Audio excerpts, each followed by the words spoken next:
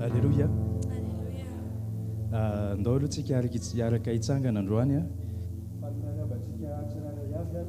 Eto amin'ny fanatrihan'Andriamanitra dia miaraba koa an'ireo mpanaraka rehetra izay manaraka antsika en ligne.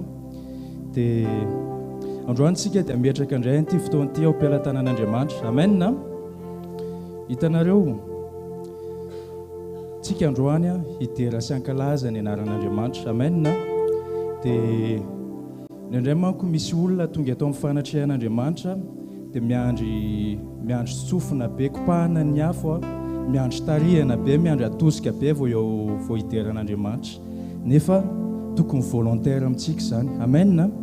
Be da be ny antony manko ny tokony hiderantsika an'Andriamanitra androany, fa tsika koa nefa andrenay misy hoe mety eo mavesatra tongeto a mety manana problème atsika mety manana ny olo atsika fa zany rehetra zany nefa apetratsika eo am-pialantanan'Andriamanitra avelantsika any aloha zany fa Andriamanitra dia efa mitantana an'izany amena fa tiako tsika mba tongeto fotsiny androany a mba hanokatra ny fotsika dia aloha ny fotsika mihitsy ny teny androany satria izay fiderana marina izay ny ankasitrahan'Andriamanitra mba tsy hoe ho potipotina fiderana fotsiny ny anomentsika anazy androany fa izy ny tena mendrika amin'ny fiderana tsara indrindra amena vonina ve nareo ankalaza anazy androany amin'izay toepo zay amena dao tsika ariaraka ivavaka androany Jesosy eo mbola misaotra anao ihany zay fa mbola nomenao an'ity fotoana ity ahafahana hideranao ankalazanao Jesosy fantatray Jesosy fa fahasoavana lehibe no mbola ahafahanay atao amin'ny fanatrehanao eto androany dia zao zao Jesosy dia amela ny fonay Jesosy isy exprimer Jesosy amela ny fonay Jesosy hiteny Jesosy anambarany izay etaetanay Jesosy fantatray koa Jesosy fa ianao dia manana tenao anay androany ianao koa Jesosy dia manana mety hanova ny fiainanay androany mba tsy foana Jesosy mifahatongavanay eto fa mba tena isy fiovahana avy aminao Jesosy dia zao zay Jesosy dia manokatra ny fonay androany sakafo Jesosy masom-pananay mba ahafahanay tena andray aminao Jesosy andray ilay zavatra sahaza ho anao ho anay androany Jesosy alleluia ndao tsika araka hitahaka ho an'ny tompo androany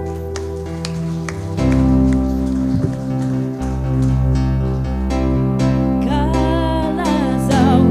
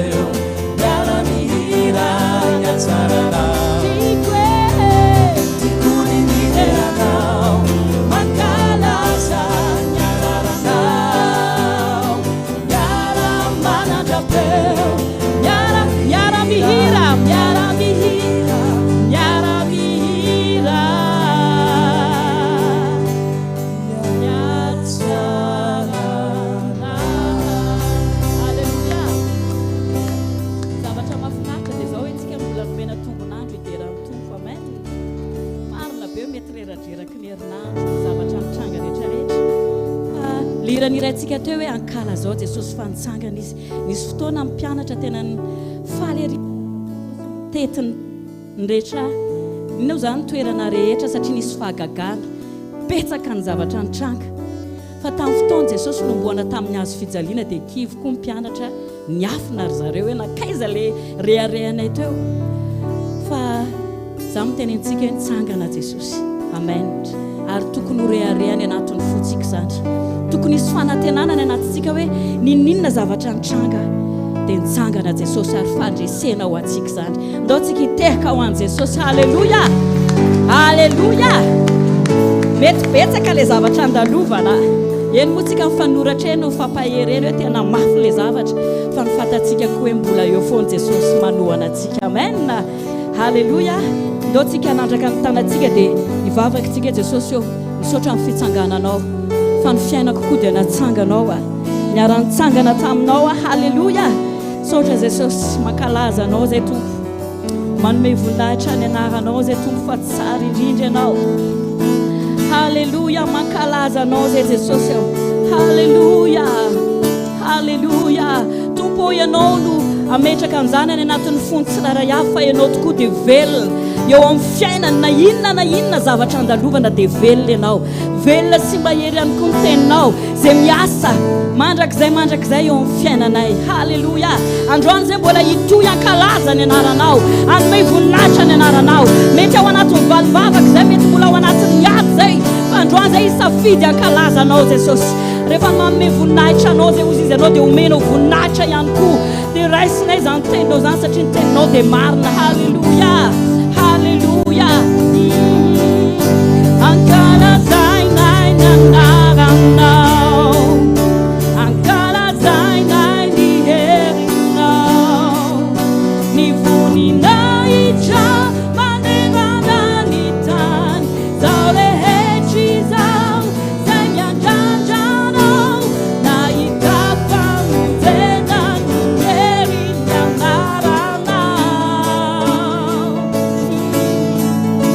Ankalazainay ny anaranao, ankalazainay ny herinao, ny voninahitra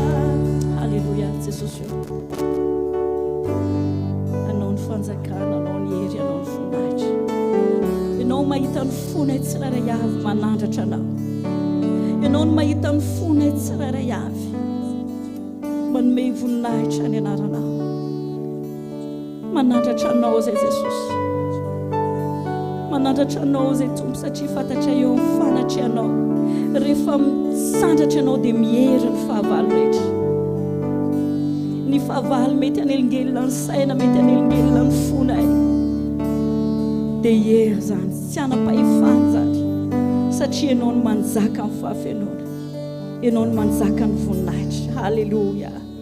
Hallelujah. Misotra Jesus.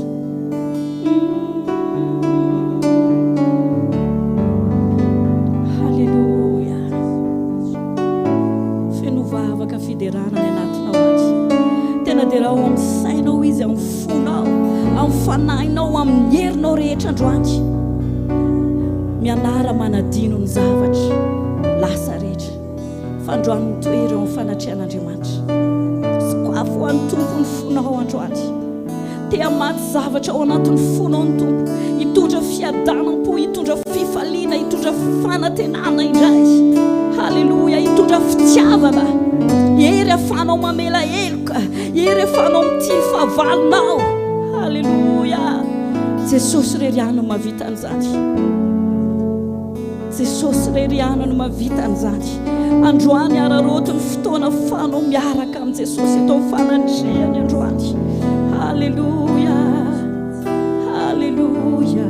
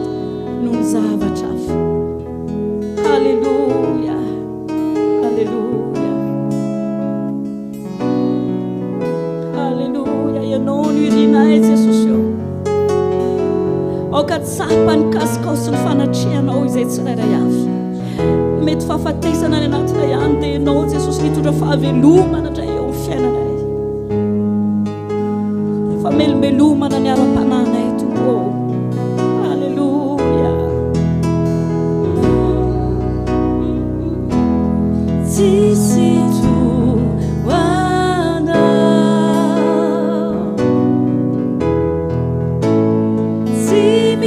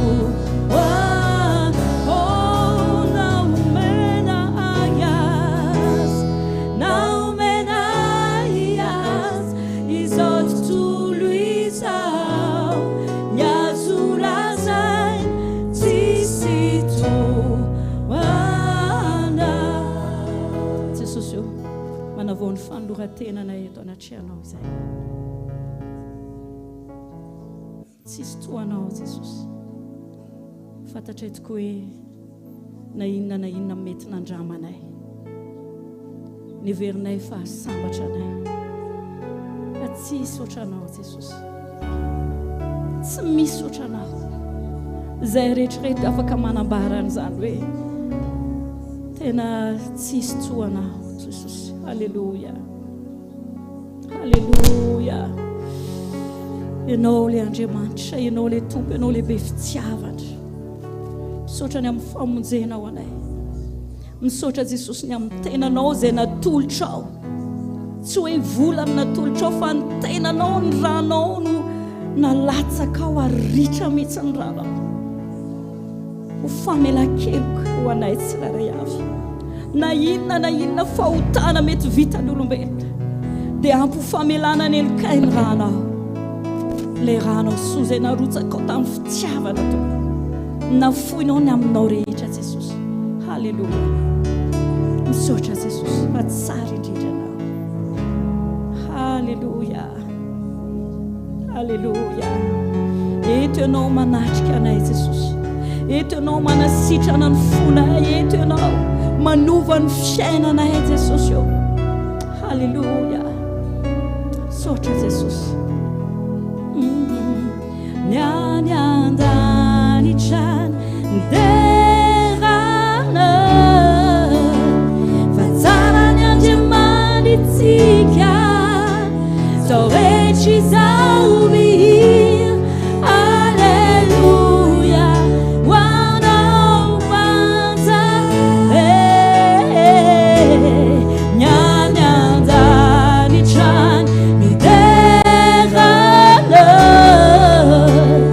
tsara n'Andriamanitsika zao rehetra izao mihira. Alleluja, ho anao manja. Jesosy eo asandratra ho anao tokoa ny alleluja. Voninahitra ho amin'ny avo indrindra. Halleluja. Mankalaza anao zay Jesosy miankohaka eo an-tongotrao zay Tompo satria masina loatra ianao.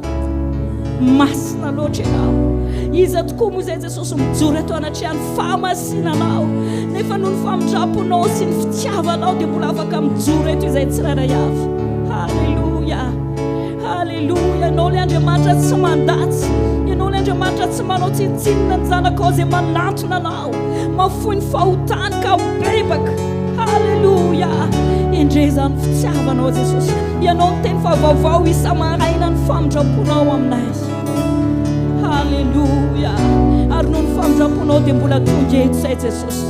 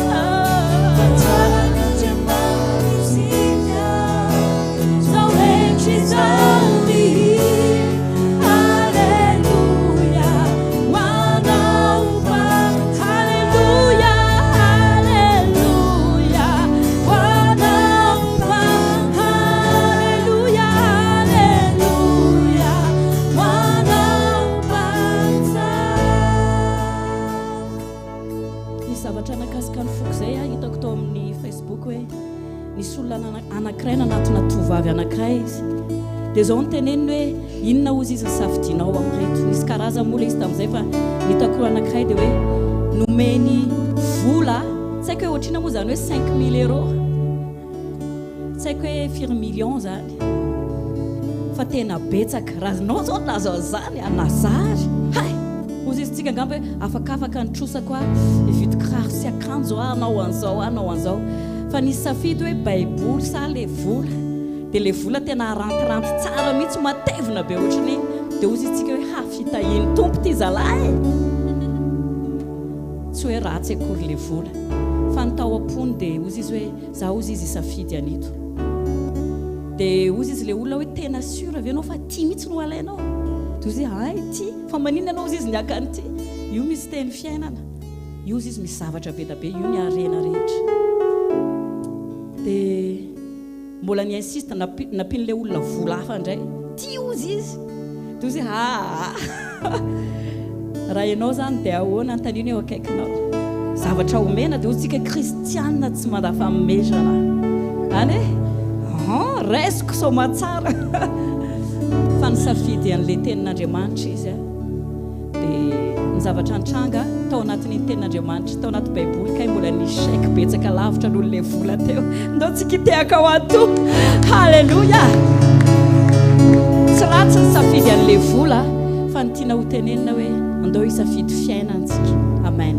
Ao amin'Andriamanitra nge ny zavatra rehetra. Tena mihitsy ny akaikinao sao dia adinao fa amin'Andriamanitra ny zavatra rehetra. Inona ary mataitaitra anao, inona mampangovotra anao fa ao amin'Andriamanitra ny zavatra rehetra. Fiteniko foana ty hoe tsika ve afaka milatra any farmasia dia hoe ty anao fiadanana ray plakety aloha fa tena morooro be zany androany. Misy ve mba tenenao hoe farmasia aiza misy azary fa nisy malaza amin'ny farmasia Ambotsiry fa tsisy ao. Hoe anaovy comprimé kely aloha mba hividianana fiadanana. Fa nefa Jesosy manome maimaimpona. Amen. Tenenao androany Jesosy eo saotra anao amin'ny fiadanana izay omenao anahy. Na misafotofoto ary ny zavatra rehetra indraindray. Na eo ary ny aretina, eo ny fanenjehana, eo ny fanaovana tsinitsinina, dia eo foana ny fiadanana izay atolotra ao. Satria anao no mitantana anay amin'ny tanakavanan'ny fahamarinanao. Amen. Tadidiko tsara fahasoavana narary dia misaotra antsika rehetra ny tondram-bavaka. Fa enjana zany tantaraina ka mora fa rehefa ao anatin'le filma tena enjana. Makany amin'ny hôpitaly ianao mahita zavatra be da be ianao dia efa mpiororony devoly ny sainao hoe jereo zao. Ianao hiditra ny olona migogogo mitomany fa maty ny havany. Fa soavana matanjaka be nefa tena atosika fotsiny amin'le sezre. Fa noho ny vavaka izay nasandratritsika. Ohatrany hitako ery Jesosy ohatr'izao dia mandray vavaka be da be avy amintsika. Halleluja. tsara ny no fampitondram-bavaka amen eo ny dokotera miasa fa ny vavaka izay asandratritsika koa dia tena eo anatrehan'Andriamanitra dia tena misy valany ireny dia misaotra ny tompo fa tena io izy io sitrana soma tsara misaotra an'i Jesosy dia andao tsika hitehaka ao an'i Jesosy mahery mivavaka amen mety tsy aretina mety zavatra hafa mety fanenjehana mety amin'ny fanaovana tsinitsinina fa ozy Jesosy hoe misy tanana ngeza be mitantana anao amen halleluja andotsika ao anatin'izay hira izay tena hoe Jesosy eo raha misy toim-po ato mbola fahafa dia eto ianao hanovany fiainako eto ianao hanovany toim-poko androanty amen azakako ny zavatra rehetra ohatra izao rehefa faraparan'ny taona izao tsika ohatra ny manana faniriana be dia be zay fa oka ny faniritsika tena mandavataona isy faniriana foana ny anatintsika azy halleluja manao lalana ho antsika ny tompo amen tsy amin'ny ara-materialy any fa indrindrandrindra fa fiovam-piainana ny anatintsika zay ny zava-dehibe irao amin'ny fonao rehetra zany iro zany androandro halleluja etianao manatrika miakoka mitsakana etianao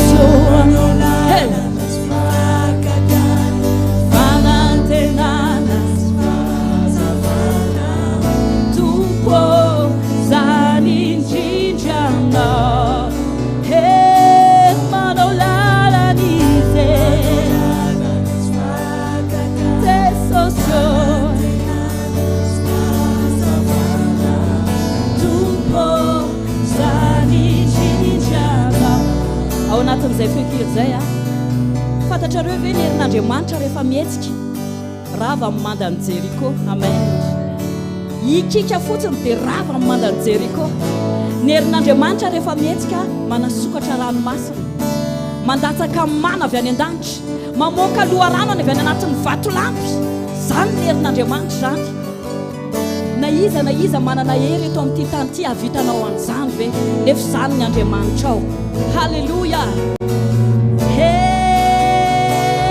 manao lalanize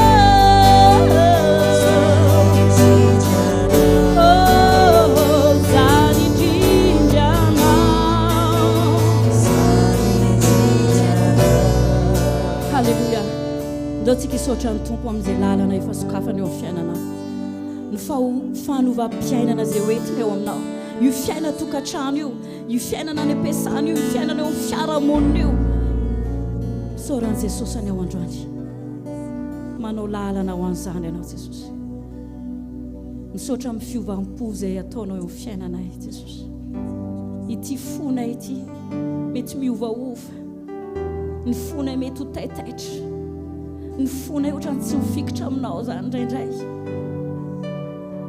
ka sio ny fonay tsirairay avy androany Jesosy ka sio ny fonay Jesosy androany halleluja halleluja halleluja tompo ity ao ovay ny foko si fanay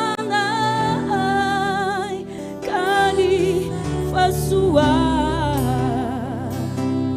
vanao no amenoa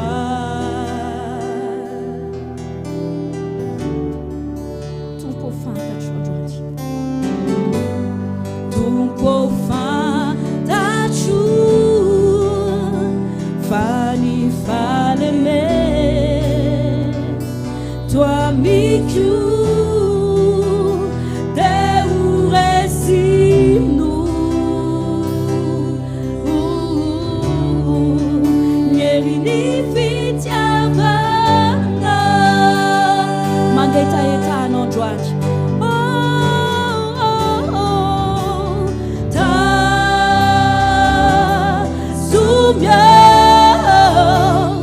fenu di fitia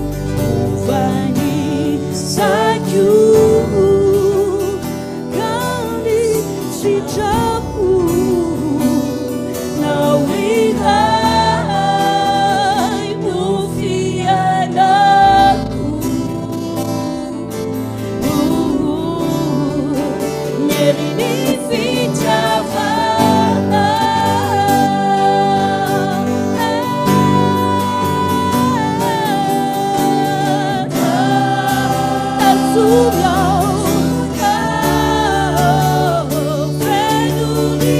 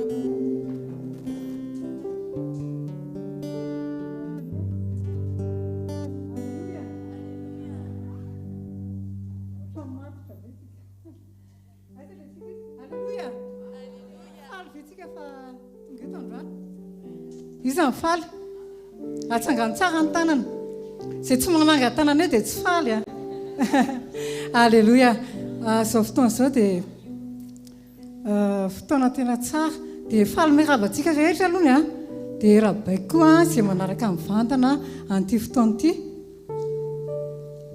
dia ny fotoana fanatitra tsika zao ny fotoana fanatitra tsy fotoana fahazarana hoe tonga indray ny fotoana fanatitra dia amoaka le anaty posy fa ny fanatitra voalohany a dia ny tenantsika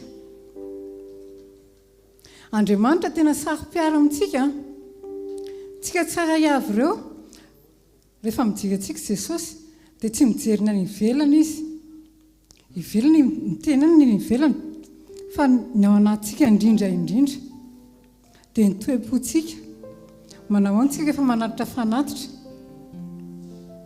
misy ten'Andriamanitra izay hoe atoloka izy ny tenanareo a ho fanatitra velona masina sitrak'Andriamanitra dia androany a tia ampaharantsika hoe rehefa mitsatoka tsy amoka varavarana ireo ny tongotra ao a dia fanatitra nataontsika tsy hoe fotoana fanatitra toy izao ihany fa ny fiderana dia anisan'ny fanatitra izay atolotsika amin'Andriamanitra izany rehefa manao fiderantsika dia misy anitra kasitrahan'Andriamanitra ao anatin'izany tena kasitrahan'Andriamanitra hoe fiderana ataonao satria sa hoe mahafinaritra anao fotsiny irety a dia miry ianao dia mirahira fahatany fotsiny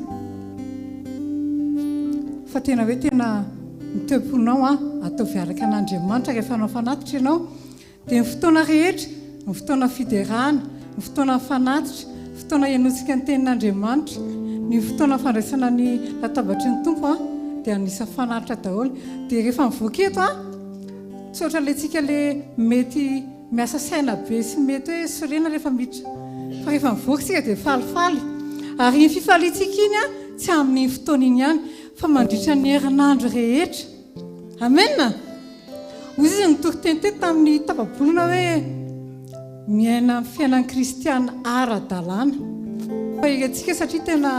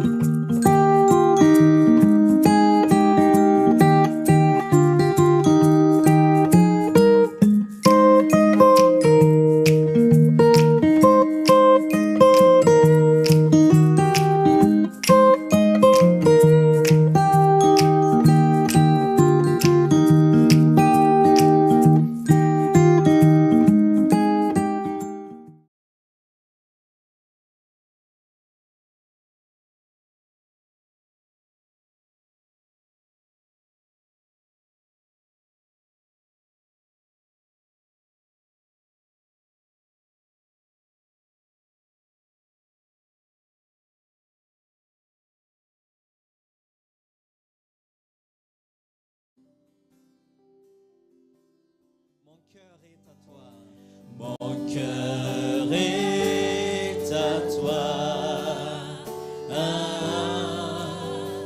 tout à toi. Alléluia. D'autres qui étaient à ma foi, c'est ça, c'est un droit. Alléluia. za tena velombelona ny fanahiko tonga eto androany a satria fotoana anankiray tahaka izao andro anankiray tahaka izao a dia tena tombo-pasoavana avy amin'Andriamanitra. Amen. Tsy tokony malemilemy-tsika eo amin'ny fanatrehan'Andriamanitra fa tokony manana fanantenana azy indrindra mbola ahafahantsika mandre ny feon'ny tompo androany. Amen. Misy tenin'Andriamanitra izay novakiko ao amin'ny Salamy 8:20 izay nitenenin'i Davida izy ity. Ary amin'ny toe-panahy ohatr'izao no tokony ahoana re zany filazana azy ananantsika zotom-po firehetana ho an'ny tenin'Andriamanitra. Ny olona amin'izao mandray tenin'Andriamanitra, hitanareo hozy Paul tamin'ny Timoty any bokin'ny Timoty 2:7-9 ny teny rehetra avy amin'ny tsindrimandrin'Andriamanitra hozy izy. Zany hoe amin'ny dika teny fotra ilay tsindrimandry io dia hozy izy avy amin'ny soflan'Andriamanitra, tsy avy amin'ny olombelona ny teny fa Andriamanitra no nanambara ny teny. Amen. Azany no takatry Davida teto, nefa Davida mbola tsy niaina ny fahasoavana iainantsika ankehitriny. Ny teolojianina rehefa mampizara roa an'ity Salamy 8:20 ity manomboka eo amin'ny 1 ka hatreo amin'ny 7 dia hozy izy révélation générale. Fa manomboka eo amin'ny 9 ka hatrany amin'ny 15 angamany 14 ny teny gasy dia hozy izy révélation spéciale. Satria ma-révélation générale n'ilay manomboka eo amin'ny 1 ka hatreo amin'ny 7 dia izao hoe ny création no miaiky niny raha mamaky tsika ny 1 ka hatreo amin'ny 7 miaiky ny fahalebiazan'Andriamanitra ny famoronana. Fa manomboka eo amin'ny 9 ka hatreo amin'ny 14 dia milaza ny tenin'Andriamanitra maizy azy. Zany hoe na tsy ino aza ny zavaboary dia mitoetra marina foana ny tenin'Andriamanitra. Amen. Eo amin'ny 1 izy izao milaza hoe ny lanitra mitory ny voninahitr'Andriamanitra. Zany hoe zany ny fankatoavan'iny ny lanitra ny voninahitr'Andriamanitra, ny fiaikeny mahandriamanitra n'Andriamanitra. Fa jerenareo amin'izay manomboka eo amin'ny 15 ka hatrany amin'ny farany mahitsy ny fandidian'i Jehova, mahafaly ny fo, madio ny didin'i Jehova, mampahazava ny maso. Davida nanoratra an'izany. Madio ny fatahorana an'i Jehova, maharitra mandrakizay, marina ny fitsipika Jehova, eny mahitsy avokoa. Tena raiso hoe zany ny famarina ny tenin'Andriamanitra amin'ny maizy azy. Ka na tsy ino aza ny zavaboary dia marina ny tenin'Andriamanitra. Irina noho ny volamena ireny, eny noho ny tena volamena betsaka azy, ary mamy noho ny tantely, eny noho ny tantely mitete amin'ny toitra, ary ny mpanomponao dia hazavainy reny amin'ny fitandremana azy misy valiny lehibe.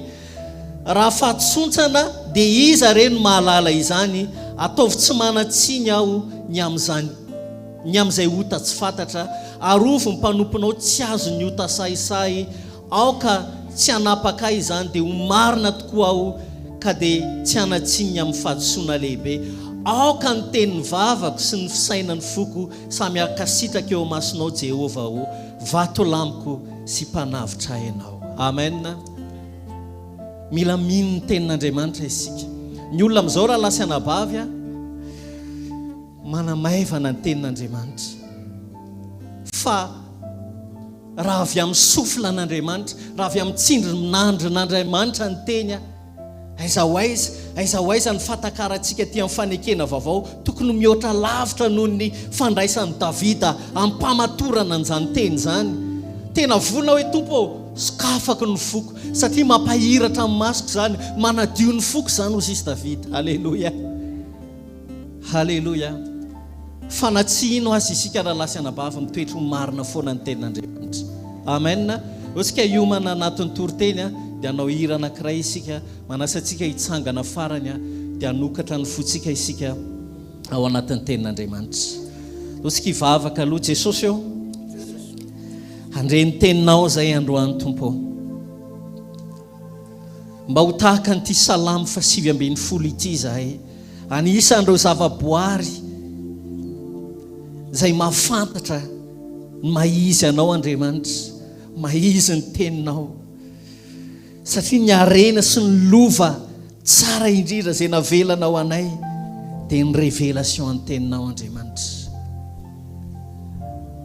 Mety manotskotsina izany, mety miconfronter anay izany, azany mihitsy ny signe tsara, ny famatarana tsara fa famarinana ny teninao.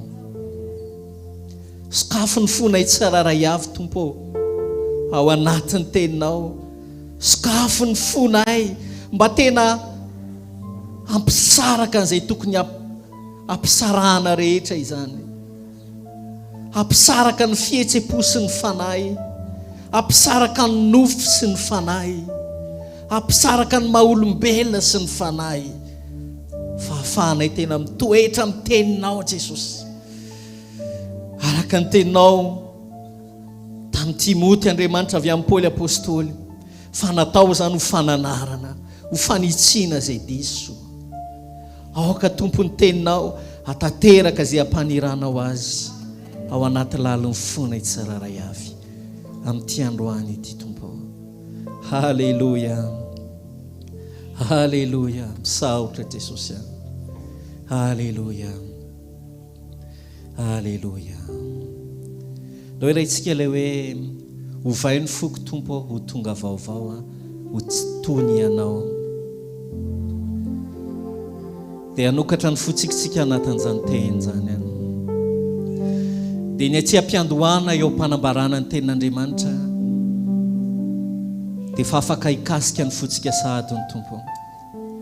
Raha lasianabavy aza miandro rapitso sy raha afaka pitso, tanora indray mora azo mpanahy marefa amin'ny zavatra maro samihafa, fa aza miandro hoe rapitso sy raha afaka pitso avao hibebaka, fa ndotsika tena anaiky ny tenin'Andriamanitra, ananafaka toavana ny tenin'Andriamanitra, tsy amin'ny fihetsem-po fa hiaraka amin'ny fanapahan-kevitra tanteraka. Halleluja.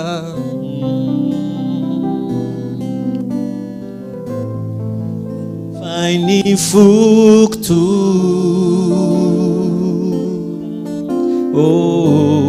ho tonga vaovao, ovay ao Jesosy, ovay ny fokto,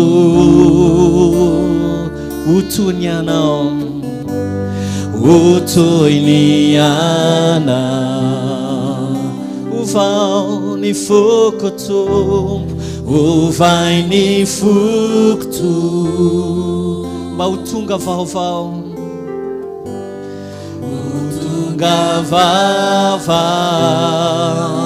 ovay ao Jesosy, ny fokto,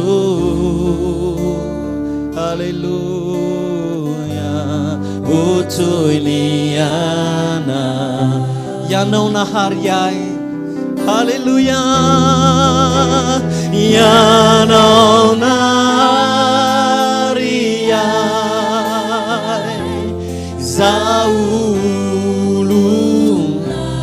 sahi miteny androany amboary ary a Jesosy fa vonona, amboary ao Tompo, zay no vavako, dotsika hiara ilaza hoe ovay ny fokto, halleluja, ho tonga vaovao, ovay ao Jesosy, ovay ny fokto. Ozany izany hoe ianao lay mpamboatra dia izany tanimanga, ianao ny mpanefy tanimanga dia izao ny tanimanga, lazao zany ianao nahary ahy, nao nahary ahy, zaolo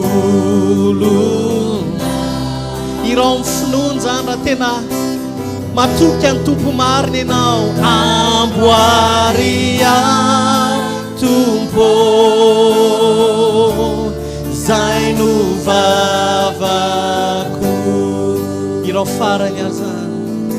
vao ny fokotso ho tonga vava ho vao ao Jesosy vai ny fokotso ho toy ny anao ao halleluja ho toy ny Halleluja. Oitehaka mafy amin'ny tompo isika. Tenena aminay tompo mitenena aminay fiangonana androany. Amen. Halleluja.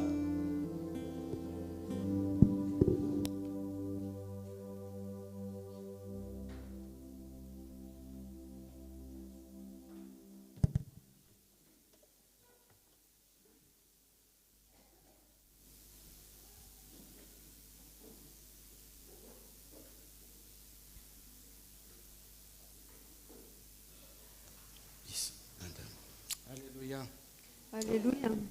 Bonjour à tous et bonjour aussi à tous ceux qui nous suivent en ligne. C'est toujours avec un réel plaisir de vous accueillir, de vous recevoir et de savoir aussi que nous sommes reçus par vous dans votre maison et partout où vous êtes. Je réitère toujours cette invitation.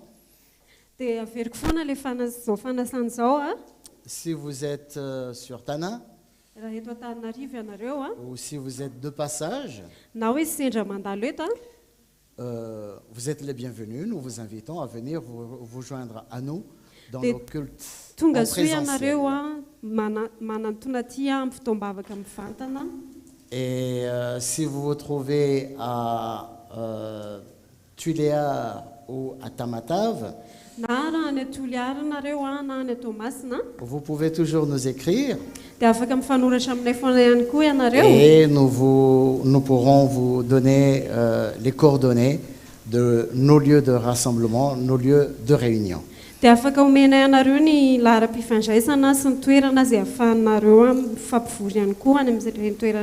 Amen. Amen. Nous allons donc prendre notre Bible dans l'épître, la première épître de Pierre. 1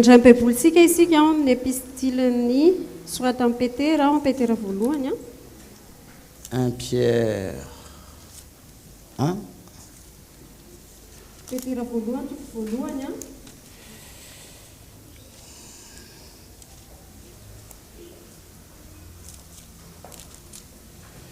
Nous allons lire à partir du verset 13. 1 Pierre 1, 13.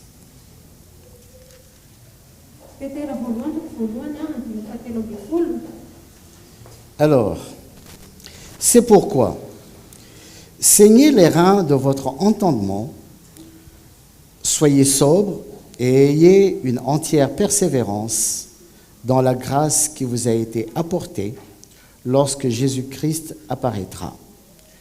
Comme des enfants obéissants, ne vous conformez pas aux convoitises que vous aviez autrefois quand vous étiez dans l'ignorance. Mais, puisque celui qui vous a appelé est saint, vous aussi soyez saints dans toute votre conduite. Andiny fahatelo amby folo koa amin'izany sy kino sainareo dia mahonona tena ka antenao tsara ny fahasoavana izay hoentina ho anareo amin'ny sehoan'i Jesosy Kristy tahaka ny zanaka manoa tsy mitondra tena araka ny filanareo fahiny tamin'ny tsy fahalalanareo fa araka ny famasinan'ilay niantso anareo dia aoka mba ho masina koa ianareo amin'ny fitondran-tena rehetra. Selon qu'il est écrit, vous serez saints car je suis saint. Et si vous invoquez comme Père celui qui juge selon l'œuvre de chacun, sans acception de personne, conduisez-vous avec crainte pendant le temps de votre pèlerinage, sachant que ce n'est pas par des choses périssables, par de l'argent ou de l'or que vous avez été rachetés par la vaine manière de vivre que vous aviez hérité de vos pères, mais par le sang précieux de Christ, comme des agneaux sans défaut et sans tache, prédestinés avant la fondation du monde et manifestés à la fin des temps à cause de vous. Jusqu'à 20. Manomboka amin'ny andiny faino amby folo satria voasoratra hoe ho masina ianareo satria masina ao ary raha ilay tsy mizahatavan'olona fa mitsara araka ny asan'izy rehetra no antsoinareo hoe ray dia mitondra tena amin'ny fahatahorana mandritry ny andro ny fivahiniananareo ety fa fantatrareo fa tsy zavatra mety ho simba tahaka ny volafotsy sy ny volamena no nanavotana anareo amin'ny fitondran-tena adala izay azonareo tamin'ny entin-drazana fa ny raso ho an'i Kristy tondrany zanak'ondry tsy misy kilema ary tsy misy pentipentina izay fantatra raha teo fony tsy mbola ary ny famonjenan'izao tontolo izao fa efa naseho tamin'izao andro farany izao no ny aminareo. À cause de vous qui, par lui, croyez en Dieu, lequel l'a ressuscité des morts et lui a donné la gloire, en sorte que votre foi et votre espérance reposent sur Dieu, ayant purifié vos âmes en obéissant à la vérité pour avoir un amour fraternel sincère, aimez-vous ardemment les uns les autres de tout votre cœur, puisque vous avez été régénérés, non par une semence corruptible, mais par une semence incorruptible, par la parole vivante et permanente de Dieu. Izay mino an'Andriamanitra amin'ny alalany dia ilay nanangana azy tamin'ny maty ka nanome voninahitra azy mba hiorenan'ny finoanareo sy ny fanantenanareo amin'Andriamanitra satria fantodiovanareo ny fanahinareo tamin'ny fanaranany famarinana ho amin'ny fitiavan-dralahy tsy miangatra dia mifankatiava fatratra amin'ny fo fa efa teraka indray ianareo tsy tamin'ny vo mety ho loha fa tamin'ny tsy mety ho loha dia ny tenin'Andriamanitra izay velona sady maharitra. Car toute chair est comme l'herbe, et toute sa gloire comme la fleur de l'herbe. L'herbe sèche et la fleur tombe, mais la parole du Seigneur demeure éternellement. Et cette parole est celle qui vous a été annoncée par l'Évangile. Faninofo rehetra dia tahaka ny ahitra, ary izay mety ho vonany dia tahaka ny von'ny ahitra. Malazo ny ahitra ka mihintsana ny voniny. Fantenin'ny tompo maharitra mandrakizay ary izany no tenin'ny filazantsara izay nitoriana taminareo. Donc, le passage que nous venons de lire commence par nous encourager à ceindre les reins de notre entendement. Ny andalana izay vakitsika teo dia manomboka amin'ny ohatran'izao hoe ko amin'izany sikino ny sainareo. Ceindre notre entendement, notre manière de comprendre les choses. Sikino ny sainareo, sikino ny fomba fatakaranareo zavatra.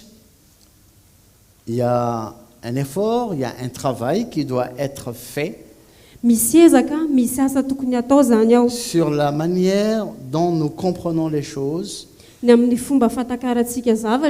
parce que c'est cela qui nous dirige dans notre attitude.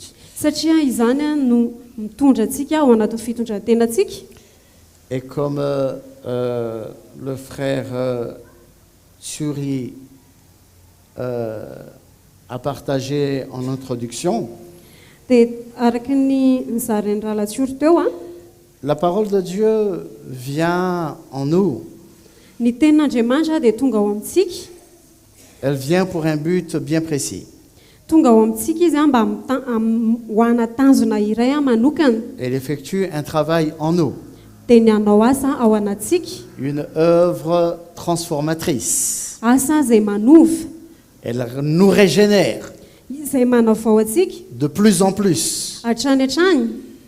Et aujourd'hui, nous allons parler surtout de ce que nous sommes.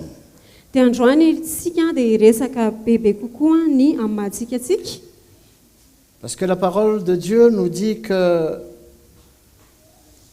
nous devons agir comme des enfants obéissants. Et nous ne devons pas nous conformer au siècle présent. Ary tsy mitondra tena araka amin'izao fotoana izao. On ne doit pas se conformer aux convoitises de ce monde Ary tsy mitondra tena araka ny filan'izao tontolo izao et de la manière dont nous vivions jadis. sy ny fomba fiainantsika taloha, Parce que nous sommes saints satria tsika dia masina comme notre Père est saint.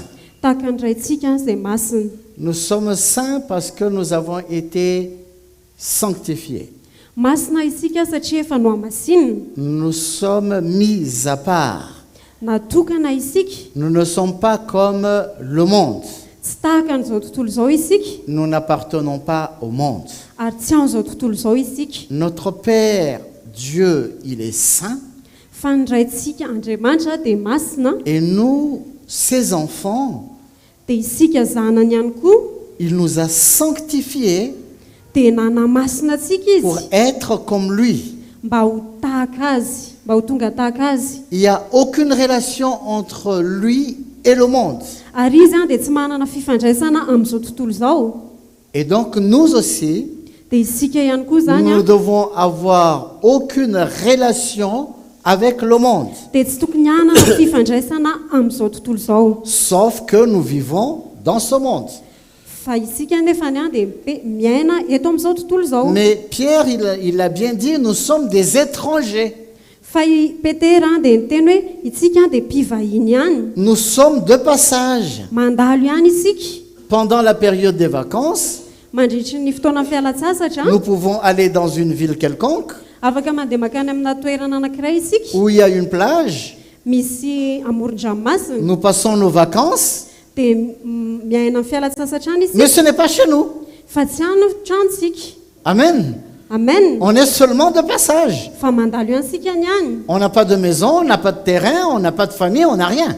tsy manana trano na tany na fianakaviana antsika, tsy manana ninona antsika, Nous sommes seulement de passage. fa mandalo ihany isika. Et si vous avez remarqué, il y a même une manière de s'habiller quand on est en vacances. Dia tsy haiko na tsikaritsareo fa misy fomba fiakanjo mihitsy ihany koa rehefa mandeha mamonjy fialan-tsasatra isika. On a un style d'habillement d'une personne qui est en vacances.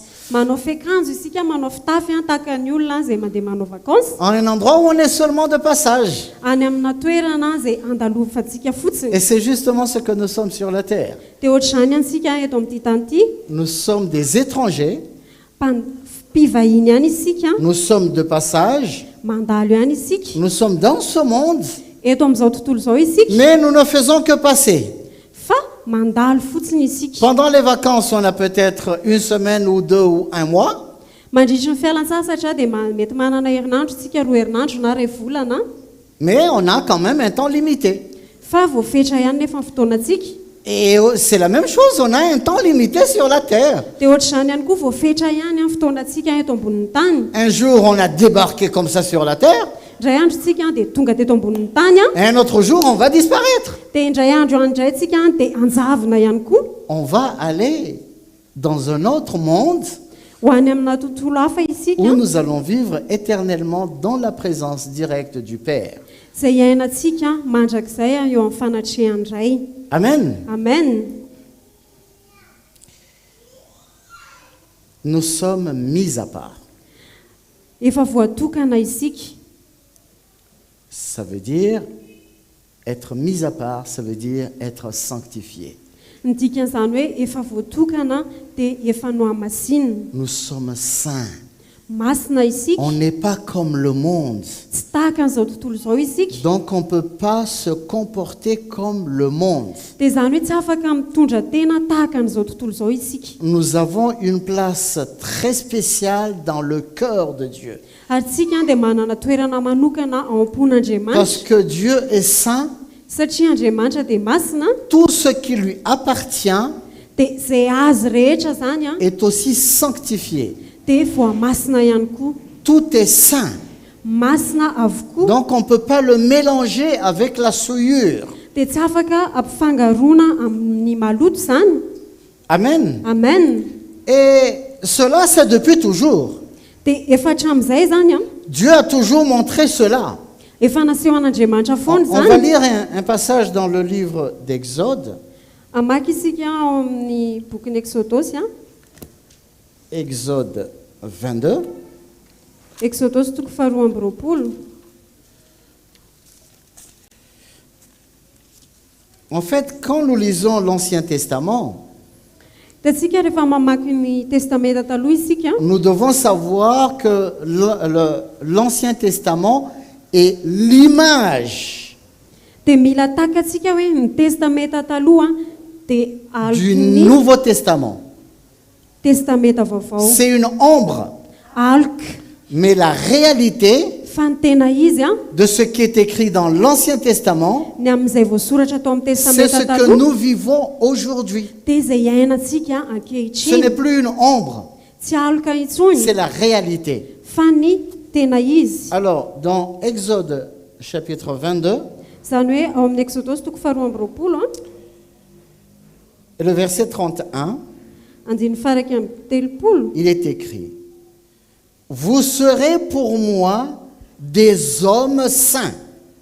Vous ne mangerez point de chair déchirée dans les champs, vous la jeterez aux chiens.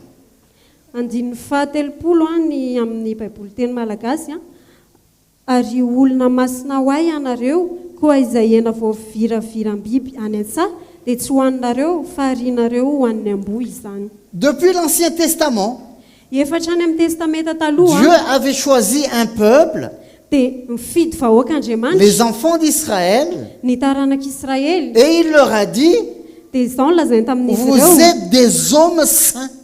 olona masina ho ay ianareo Vous ne ressemblez pas aux autres nations. ary ianareo a dia tsy mitovy amin'ny firenena hafa Vous êtes à moi. fa ay ianareo Et je suis jaloux de vous. ary sary-piarony aminareo a Vous êtes spéciaux. tena hoe miavaka ianareo Vous a m'appartenez. ary ay ianareo Vous devez dépendre de moi. tokony hoe miankin-doha amiko ianareo Vous miankina êtes mon peuple. vahoakako ianareo Vous n'êtes pas souillés. ary tsy maloto Vous ianareo êtes saints. fa masina ianareo. Amen. Amen. Et donc, vous ne devez pas vous mélanger avec les souillures du monde. dia zany hoe tsy tokony hifangaroaro ianareo a any amin'ny fahalotony zao tontolo zao. C'est pour cela que nous voyons dans l'Ancien Testament Zay ny antony hoe ahitantsika ao amin'ny testamenta taloha qu'il n'était pas permis à un Israélite d'épouser un païen. hoe tsy navelan'Andriamanitra tao amin'ny taranak'Israely anambady an-tsentilisa. Il ne pouvait pas se marier avec quelqu'un d'une autre nation. Tsy afaka manambady olona avy any amin'ny firenena hafa izy Parce que c'est mélanger ce qui est saint, ce qui est pur, avec ce qui est impur. satria lasa mifangaro lay masina lay madio amin'ny tsy madio. Imaginons que vous allez au marché, vous achetez du poisson, Eritrereto hoe mandeha makany an-tsena anareo dia mividy trondro, du bon poisson, trondro tsara encore frais. mbola vaovao tsara. Et en cours de route, vous vous rendez compte que ça ne va pas suffire. Dia eny an-dalana ianareo mandeha dia tonga saina hoe ay tsy ho ampy ity Et vous vous dites, non, je ne peux pas retourner au marché, dia miteny isika hoe tsy afaka miverina mais makany si je trouve an-tsena encore du poisson dans la rue, je vais acheter. fa raha mbola mahita ity an-dalana dia ity no Et hividy. du coup, vous trouvez une autre vendeuse de poissons, Dia mahita mpivarotra trondro hafa ianareo mais ce sont des poissons gâtés. fa trondro efa simba le izy Mais vous achetez quand même. fa mividinareo ihany le Et vous izy mettez ensemble avec les bons poissons. dia nakambanareo amin'ilay trondro tsara Et vous rentrez à la maison. dia mandeha mody Vous ne les ianareo préparez pas, dia mikarakara sakafo vous les gardez ensemble. dia akambana le Qu'est-ce qui izy va se passer? inona ny zavatra hitranga Les poissons gâtés le trondro izay simba vont devenir frais, n'est-ce pas? dia ho tonga vaovao ve zany Qu'est-ce qui va se passer? fa inona ny zavatra hitranga Ça va se gâter. ho simba le izy. C'est la même chose. Dia ohatr'izay ihany koa Si les enfants de Dieu, raha ohatra ka ny zanak'Andriamanitra qui sont saints, qui sont purifiés, izay masina sy voadio se mélangent avec ce qui est impur, mifangaro amin'izay tsy madio, qu'est-ce qui va se passer? inona ny zavatra On sera hitranga gâté aussi. dia aloto ihany koa isika Parce qu'il y a l'influence du monde. satria eo fisarian'izao tontolo izao. Et la Bible dit dans l'épître de Paul aux Corinthiens, dia ny baiboly miteny ao amin'ny epistily soatany Paul ho an'ny Koritianina. Paul a dit, ne vous unissez pas aux infidèles sous un joug étranger. Hoy izy hoe ary aza miaraka amin'ny tsy mpino ianareo Parce que c'est un joug. satria lasa vesatra le izy. Parce que ça corrompt les bonnes mœurs. Ça corrompt les bonnes mœurs. Satria mandoto an'le tsara le izy. Et c'est justement ce que nous sommes. Dia ohatr'izay ihany koa isika. Nous avons été sanctifiés. Isika dia efa noamasinina. Nous sommes purifiés Efa voadio par le sang de Jésus. tamin'ny rano Nous Jesosy. sommes dans le monde, Ety amin'izao tontolo mais izao nous ne sommes isika. pas du monde. Fa tsy an'izao tontolo Nous izao isika. n'appartenons pas au monde. Tsy an'izao tontolo izao isika. Nous sommes la propriété de Dieu. Fa isika dia an'Andriamanitra. Amen. Amen. Quand on regarde toujours dans l'Ancien Testament, Rehefa mijery ihany isika ao amin'ny testamenta taloha, que je répète, c'est une image, izay averiko ihany hoe sary na mais la alika. réalité c'est nous, c'est ce que nous vivons aujourd'hui. Fa ny tena izy dia izay iainantsika ankehitriny. Dans l'Ancien Testament, Any amin'ny testamenta taloha, tout ce qu'on utilisait au temple, izay zavatra rehetra nampiasaina tao amin'ny tempoly, les ustensiles qu'on utilisait au temple, ny fitaovana rehetra izay nampiasaina tao amin'ny tempoly, ils étaient aussi sanctifiés. dia noamasinina ihany koa izy ireo. Je me rappelle, il y a très très très longtemps, Tadidiko efa fotoana ela be zay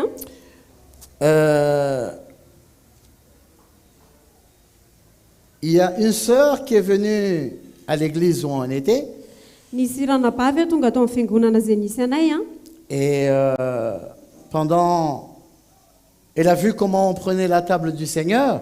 dia hitany hoe ohatrany ahoana fomba fandraisany amin'ny fanasany tompo. Alors elle m'a posé la question suivante. Dia nametraka izao fanontanian'izao tamiko izy hoe Elle m'a demandé, est-ce que le verre, enfin la coupe et le pain qu'on prend, est-ce qu'ils ont été sanctifiés? dia ozy izy hoe le vera sy le mofo izay raisina ve efa noamasinina. Je ne comprenais pas ce qu'elle voulait dire. Dia tsy takatra ny zavatra tiany tenenina. Pour elle, il y a un rituel spécial qu'il fallait faire pour sanctifier la coupe et le pain qu'on prend. Dia ho azy dia misy fombafomba tokony atao hanamasinana an'ilay kapoaka sy le mofo izay ho raisina. Parce que, Satria comme je disais dans l'Ancien Testament, tahaka n'lazaiko teo hoe tao amin'ny testamenta taloha il y avait un rituel pour sanctifier toutes choses. misy fomba atao hanamasinana ny zavatra rehetra. Tout ce qu'on utilisait dans le temple. Zay zavatra rehetra nampiasaina tao amin'ny tempoly. Même la table, il fallait la sanctifier. Na dia ilay latabatra ary dia lila noamasinina. Ah, il y a même des gens qui font ça jusqu'à maintenant. Hein. Ary Ils mbola misy sanctifient ary les ny pneus olona de la manao voiture. an'izany ankehitriny hamasinina ny kodiaran'ny fiara. Il y a des gens qui font ça aujourd'hui. Mbola misy olona manao an'izany ankehitriny. Donc tout ce qui était dans le temple Fa izay rehetra tao amin'ny tempoly était sanctifié. dia noamasinina. Tout ce qui appartient à Dieu Izay rehetra an'Andriamanitra a été sanctifié. dia noamasinina. Parce que Dieu est saint. Satria Andriamanitra dia masina. Mais ça, c'est une image. Fa zay dia saritsary. On ne va pas faire du copier-coller. Tout ce qu'on voit qui est écrit dans l'Ancien Testament, on va le faire dans le Nouveau Testament. Fa tsika tsy hanao kopikole hoe izay hitantsika rehetrarehetra amin'ny testamenta taloha dia ho ampiarintsika indray aty amin'ny testamenta À vaovao. partir du moment où on a reçu le Seigneur, Fa nanomboka tamin'ny fotoana izay et nandraisantsika que ny nous avons, tompo parce que nous avons confessé nos péchés, satria isika efa niaky ny parce que fahotantsika, nous nous sommes repentis, satria isika efa mibebaka nous sommes sanctifiés par le sang de Jésus. dia efa noamasininy rahan'i Jesosy isika. Amen. Amen. La table n'a pas besoin d'être sauvée. Ary ny latabatra dia tsy mila vonjena koa. Ni les verres, ni le pain, ni tout ça. Na ny kapoaka na ny mofo dia tsy mila Donc famonjena. on ne va pas considérer le micro comme étant, ça c'est un micro saint. Dia tsy ho raisitsika koa ilay micro dia tentsika hoe ty micro ty dia masiny ty. Mais ce que je veux que nous comprenions ce matin, Fa ny zavatra tiako c'est takatritsika que amin'ity tout maraina ce qui ty appartient à Dieu dia izay rehetra an'Andriamanitra est saint. dia masina. Tout ça, ce sont des instruments que nous utilisons. Ireo rehetrarehetra ireo dia fitaovana fotsiny ampiasaintsika. Mais ils ne sont pas sauvés. Fa izy ireo dia tsy vonjena koa. Le Seigneur n'est pas venu sauver des choses. ary ny tompo dia tsy tonga hamonjy zavatra Il est venu sauver des hommes, fa izy dia tonga hamonjy des hommes et olona des femmes lehilahy sy qui vehivavy vont régner avec lui. izay aranjaka aminy Et les hommes et les femmes qu'il a sauvés, ary ireo lehilahy sy vehivavy izay il mivonjeny les a sanctifiés dia no hamasiny pour être ireo comme lui. mba ho tahaka Parce azy que nous allons régner avec lui. satria tsika dia aranjaka aminy Nous entrons dans un royaume saint.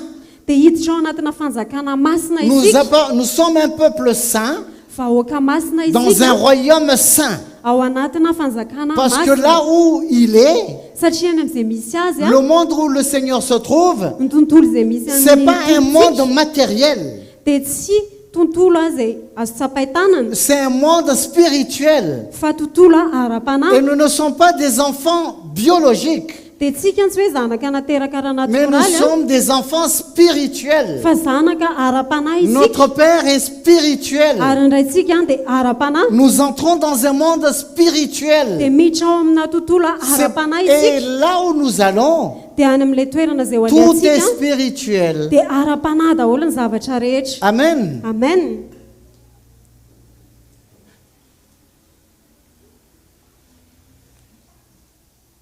Donc, ce qui appartient à Dieu izany hoe izay rehetra an'andriamanitra est sanctifié, dia no hamasiny c'est-à-dire saint. izany hoe masina Et ça ne doit pas être mélangé avec autre chose. dia tsy tokony hifangaro amin'ny zavatra hafa mihitsy izany Amen. amen Qu'est-ce que nous sommes en train de faire inona ny zavatra ataontsika depuis ce matin? hatramin'ny maraina Est-ce qu'on a chanté? ny hira ve isika Oui et non. zay sa tsy zay Non, oui et non. ay ny hira isika sady tsy ny hira Apparemment, on a chanté, ny hira isika ny hira zany mais en izy réalité, on n'a pas chanté. fa ny tena izy a dia tsy On ny a hira loué et adoré le Seigneur. fa ny dera sy ny ankohaka tamin'ny tompo isika Amen. amen Nous avons loué de tout notre cœur.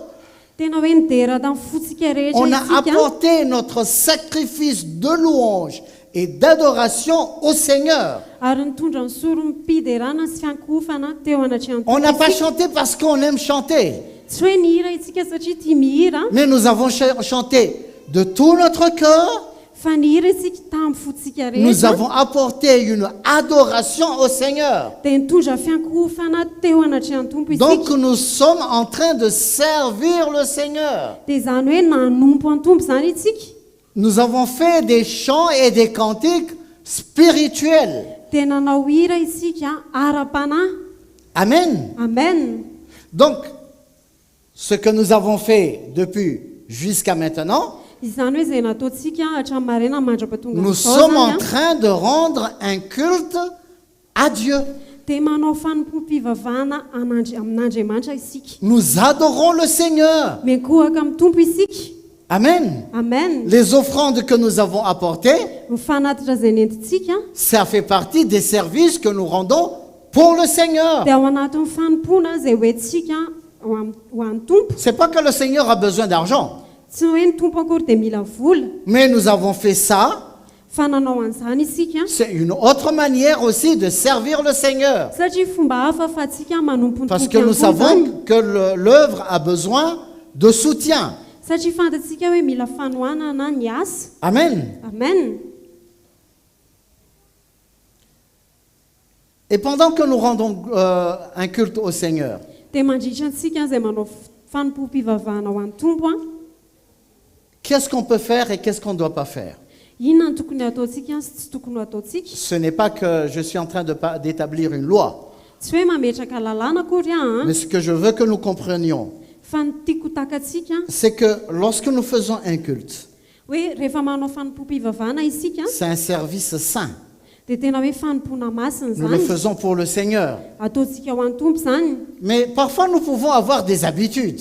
fa indraindray isika dia efa manana fahazarana On peut avoir l'habitude de faire telle ou telle chose. lasa efa manana fahazarana tsika hoe zao ny ataontsika na Ou izao ny on voit ataontsika dans une église quelconque, ils ont l'habitude de faire telle ou telle pratique.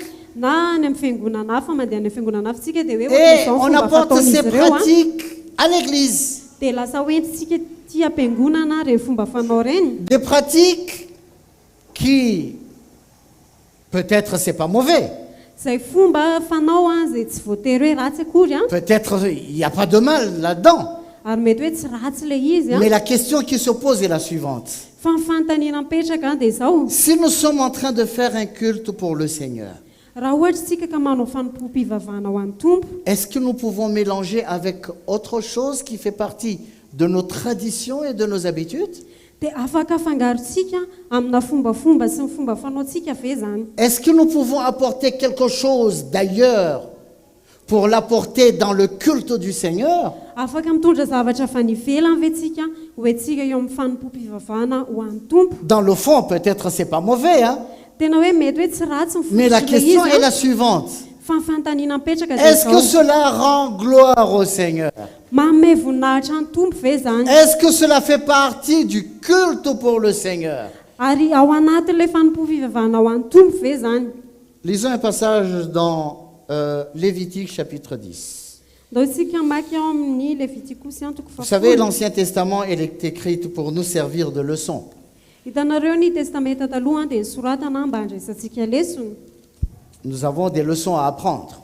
Ary misy lesona tokony tsy ho antsika zany ao Lévitique anatiny chapitre 10, Levitikosy toko 10 on va lire le verset 1 et 2. andiny voalohany sy faharoa. Les fils d'Aaron, Nadab et Abihu, prirent chacun un brasier, y mirent du feu et posèrent du parfum dessus. Ils apportèrent devant l'Éternel du feu étranger, ce qu'il ne leur avait point ordonné. Alors le feu sortit de devant l'Éternel et les consuma. Ils moururent devant l'Éternel.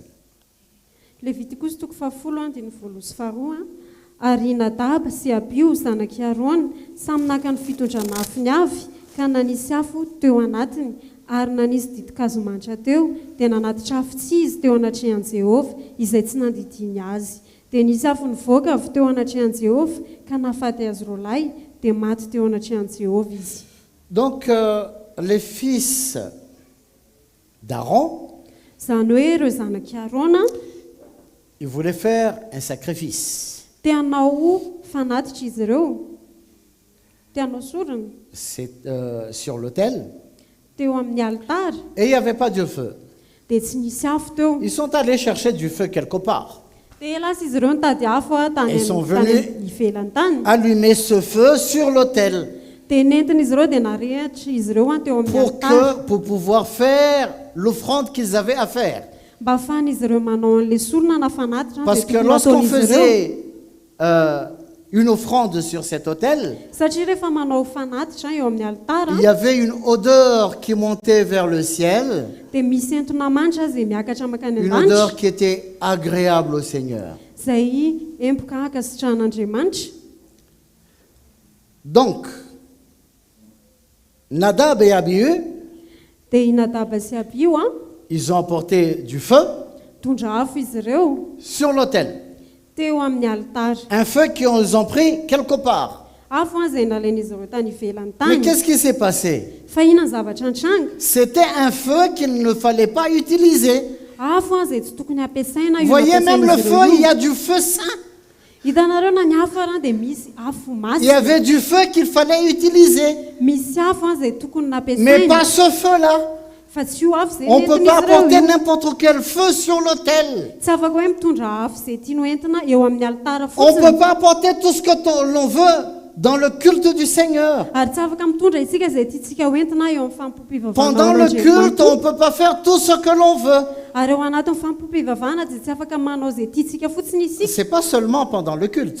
Ary tsy hoe mandritra ny Parce que je fanompo-pivavahana disais depuis ihany. le début que nous sommes saints.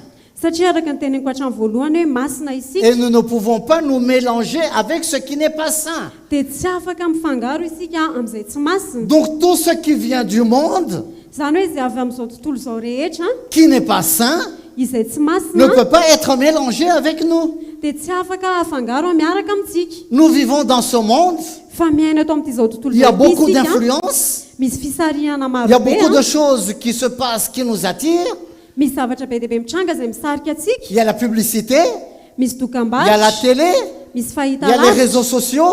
misy tambazotra sosialy.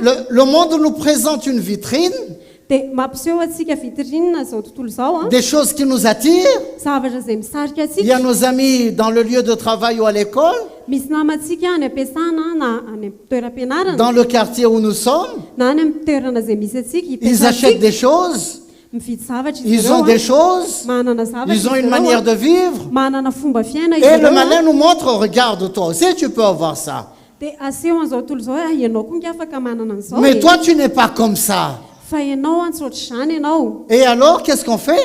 Dia inona ny ataontsika? On veut s'adapter au monde Dia te hitovy amin'izao tontolo izao pour izy être accepté par le monde. mba ho eken'izao tontolo On veut izao. se mélanger au monde. Te hifangaro amin'izao tontolo On izao accepte isika. un peu de ce feu qui vient du monde Ary mandra kelikely isika amin'ilay afo izay avy any amin'izao pour nous tontolo izao, réchauffer, mba hanafana pour nous atsika, donner de la lumière. mba hanome hazavana atsika. On a besoin d'un peu de ce monde. Ary mila avy any amin'izao tontolo izao isika, Et on est souillé. dia lasa voaloto isika.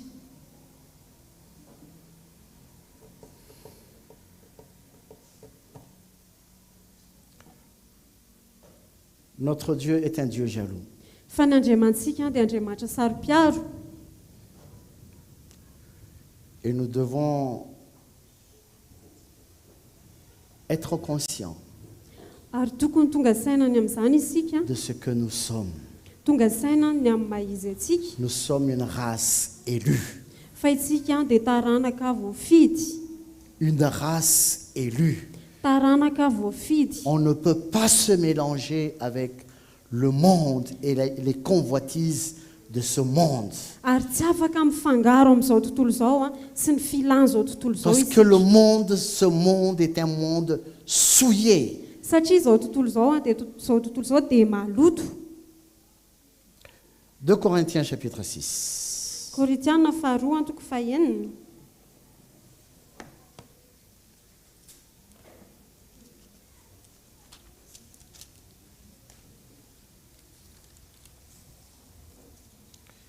De Corinthiens chapitre 6.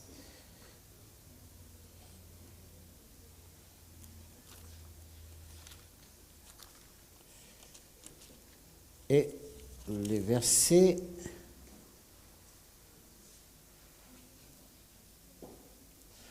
17.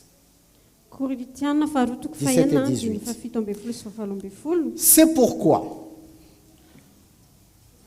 sortez du milieu d'eux et séparez-vous, dit le Seigneur. Ne touchez pas à ce qui est impur et je vous accueillerai. Je serai pour vous un père et vous serez pour moi des fils et des filles, dit le Seigneur Tout-Puissant. Koritiana faharoa zavady antoko fahaenina, dimy fafito ambin'ny folo sy fahafalo ambin'ny folo. Koa mivoay eo aminy ianareo ka misara aminy ho Jehova, ary aza manendry izay zavatra tsy madio, ary izao dia andray anareo. Ary ho rainareo aho, ary anareo ho zanako lahy sy ho zanako vavy, ho Jehova tsy toa. La parole de Dieu, elle est formelle. Hein? Ary ny ten'Andriamanitra dia mazava, Sortez du milieu d'eux. mivoay eo aminy ianareo. Pas de discussion, Tsy misy resaka, pas de compromis. tsy misy maromaritra iraisana, Sortez. mivoay. Ce n'est pas une incitation au suicide. Hein? Tsy hoe fiantsiana ho amin'ny famonontena akory izany a, Non.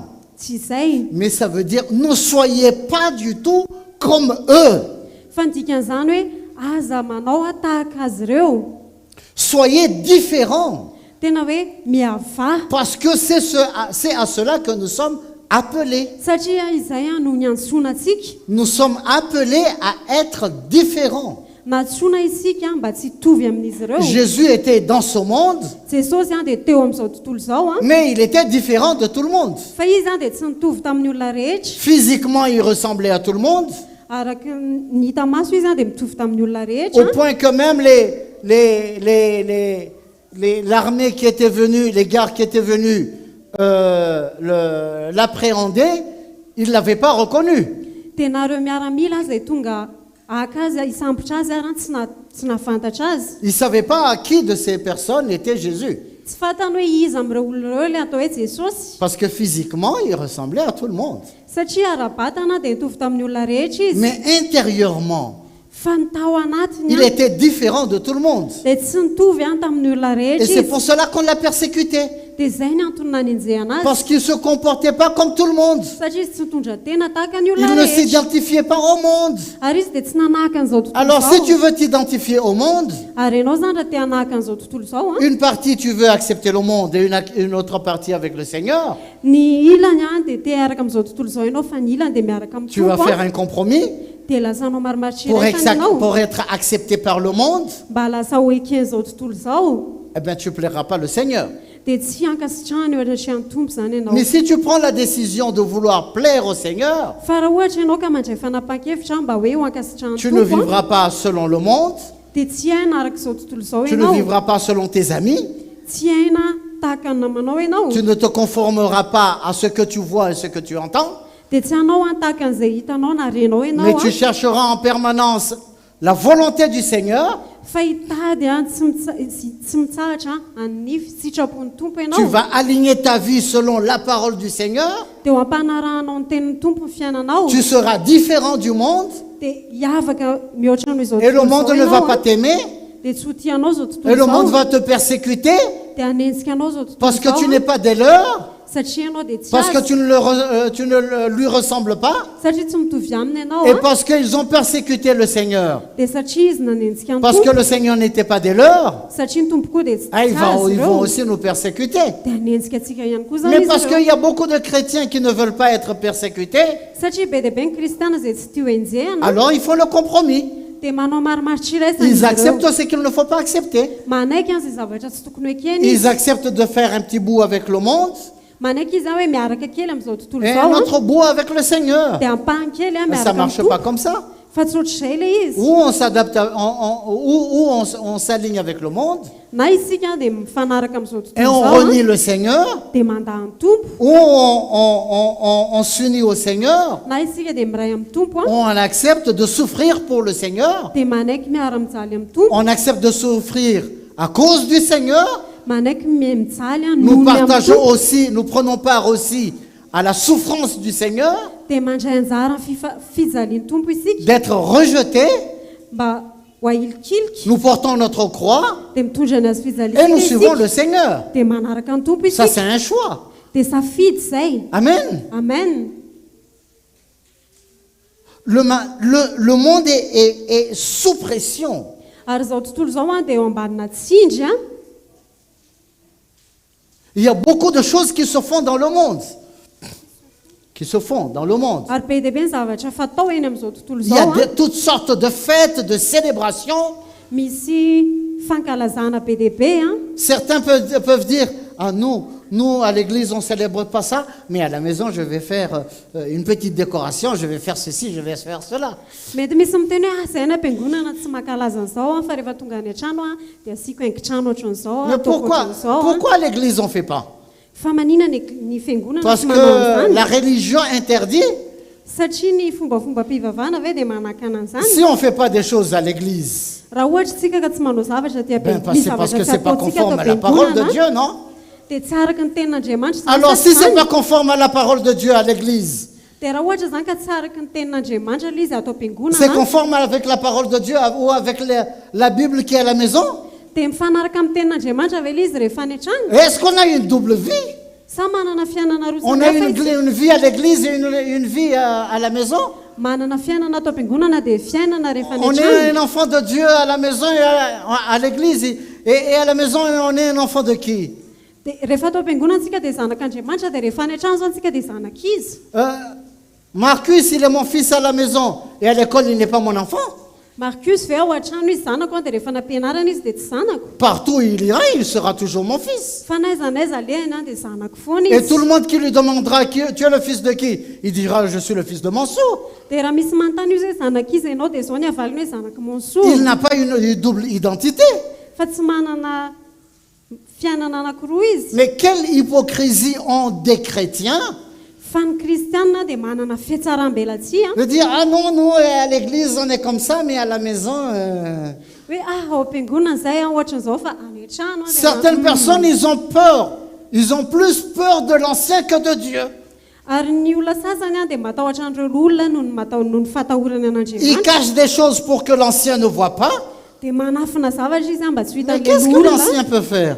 fa ina moa zavatra Mais c'est Dieu olona qu'il faut atao craindre. fa andriamanitra no Mais tokony pas un atahorana homme. fa tsy Que olombelona peut te faire un homme? fa ina moa ny azony olombelona atao Si les anciens connaissent une chose qui concerne la vie d'une personne, raha ohatra l'olona mahafantatra zavatra momba ny fiainan'olona qui anankiray sommes-nous pour te juger? iza moa izahay no hitsara On n'a pas été établi pour juger personne, fa izay dia tsy napetraka hoe hitsaran'izany ni pour izy condamner. na Ben, namelaka c'est ta vie, c'est ton choix.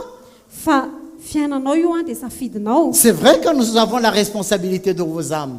ary marina hoe manana andraikitra izay ny amin'ny fanahinareo Nous sommes là pour vous aider, ary eto izay hanampy pour vous anareo montrer le chemin. ampiseho anareo Mais lalana on n'est pas là pour vous imposer des lois et des préceptes. fa zay tsy eto dia ametraka lalàna eo aminareo na fitsipika aminareo Amen. amen Donc la parole de Dieu nous dit de sortir. ary ny ten'andriamanitra dia miteny amintsika hoe mivoa Revenons sur le passage. ndao Dans itsika verina eo amin'ilay 2 andalana Corinthiens 6, 17. Sortez du milieu d'eux. koritiana faharoa toko fahaenina andiny fafito ambe folo mivoa eo aminy anareo Non seulement il dit sortir, mais il insiste, séparez-vous. tsy niteny fotsiny izy hoe mivoa fa mbola manamafy izy hoe misara aminy Et ensuite, ne touchez pas. dia rehefa avy eo hoe aza mikasikasika Sortez, mivoa séparez-vous dia et misara ne touchez pas. dia aza mikasika Parce que vous êtes saints. satria anareo dia masina Et tout ce qui n'est pas du Seigneur, ary zay tsy avy amin'ny tompo rehetra c'est du monde. dia an'izao tontolo Et zao si c'est zany du monde, dia raha avy amin'izao tontolo zao c'est zany souillé. dia maloto zany Si vous touchez aux souillures, ary raha mikasika an'ilay falotona vous êtes ianareo aussi souillé. dia maloto ihany koa zany ianareo On est d'accord? manaiky an'izay isika Amen. amen C'est pas une religion. tsy fombafomba mpivavahana le izy C'est pas du légalisme. tsy fandalandalana Qu'il faut, non, ça il faut pas faire. hoe tsy mahazo manao an'izao Non, il ty faut tsy azo faire atao. ceci. fa tokony izao le Non, c'est atao pas ça. tsy izay le Il izy faut qu'on comprenne qui nous sommes. fa mila matakatra isika hoe iza Nous moa avons isika été mis à part. efa natokana isika Parfois, quand on regarde le monde, indraindray tsika rehefa mijery an'izao tontolo zao on cherche à s'identifier au monde. dia te hanahaka an'izao tontolo zao Le peuple d'Israël, ny vahoakan'israely a ils avaient Dieu comme roi. nanana an'andriamanitra ho mpanjakan'izy ireo izy Le ireo plan de Dieu pour eux, ary ny sitrapon'andriamanitra ho azy c'est ireo qu'il soit le roi. dia andriamanitra no mpanjakan'izy ireo Mais qu'est-ce qu'ils ont fait? fa inona ny zavatra Ils ont nataony regardé dans le monde. nijery tena amin'izao tontolo izao izy a Et qu'est-ce qu'ils ont dit? dia inona ny zavatra Ils sont allés nalazainy voir le prophète Samuel dia nandeha nakany amin'ny mpaminany samoely et ils izy ont a dit ceci. dia izao nolazainy Samuel, tu commences à vieillir. samoela tena efa miantitra ianao a Tu nous as toujours guidés selon le Seigneur, ianao nitarika anay foana araka ny tompo a mais tu vas mourir. fa ho faty ianao Nous te demandons une chose. dia mangataka zavatra aminao zay a Nous avons besoin d'un roi comme pour les nations. hoe mila mpanjaka izay a tahaka amin'ny firenena rehetra Parce qu'on a vu que les autres nations, ils ont des rois. satria zay nahita hoe firenena hafa dia manana Alors mpanjaka nous aussi, on veut un roi comme les nations. dia tsy zay koa dia mila mpanjaka tahaka ny firenena Ça veut rehetra dire quoi? inona ny dikan'izany Ça veut dire on ne veut pas Dieu comme notre roi, zany hoe tsy mila an'andriamanitra ho mpanjaka mais nous rehetra avons zay a, besoin d'un homme pour nous diriger. fa mila olombelona zay a hitarika anay C'est ça le danger quand on regarde dans le monde. dia zay a ny zava-doza rehefa mijery eny amin'izao tontolo izao isika Mais qu'est-ce que Jésus a dit? fa inona ny zavatra ny teny Mon royaume n'est pas de ce monde. hoe fanjakako a dia tsy eto amin'ity izao tontolo izao ity Tu veux être ministre? dia ho minisitra ve ianao a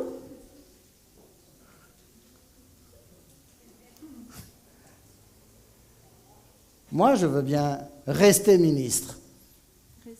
Ministre.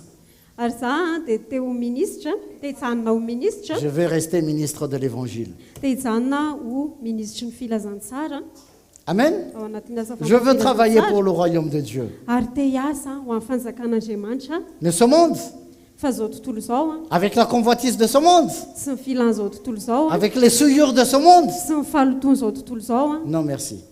dia tsy ilaiko misaotra.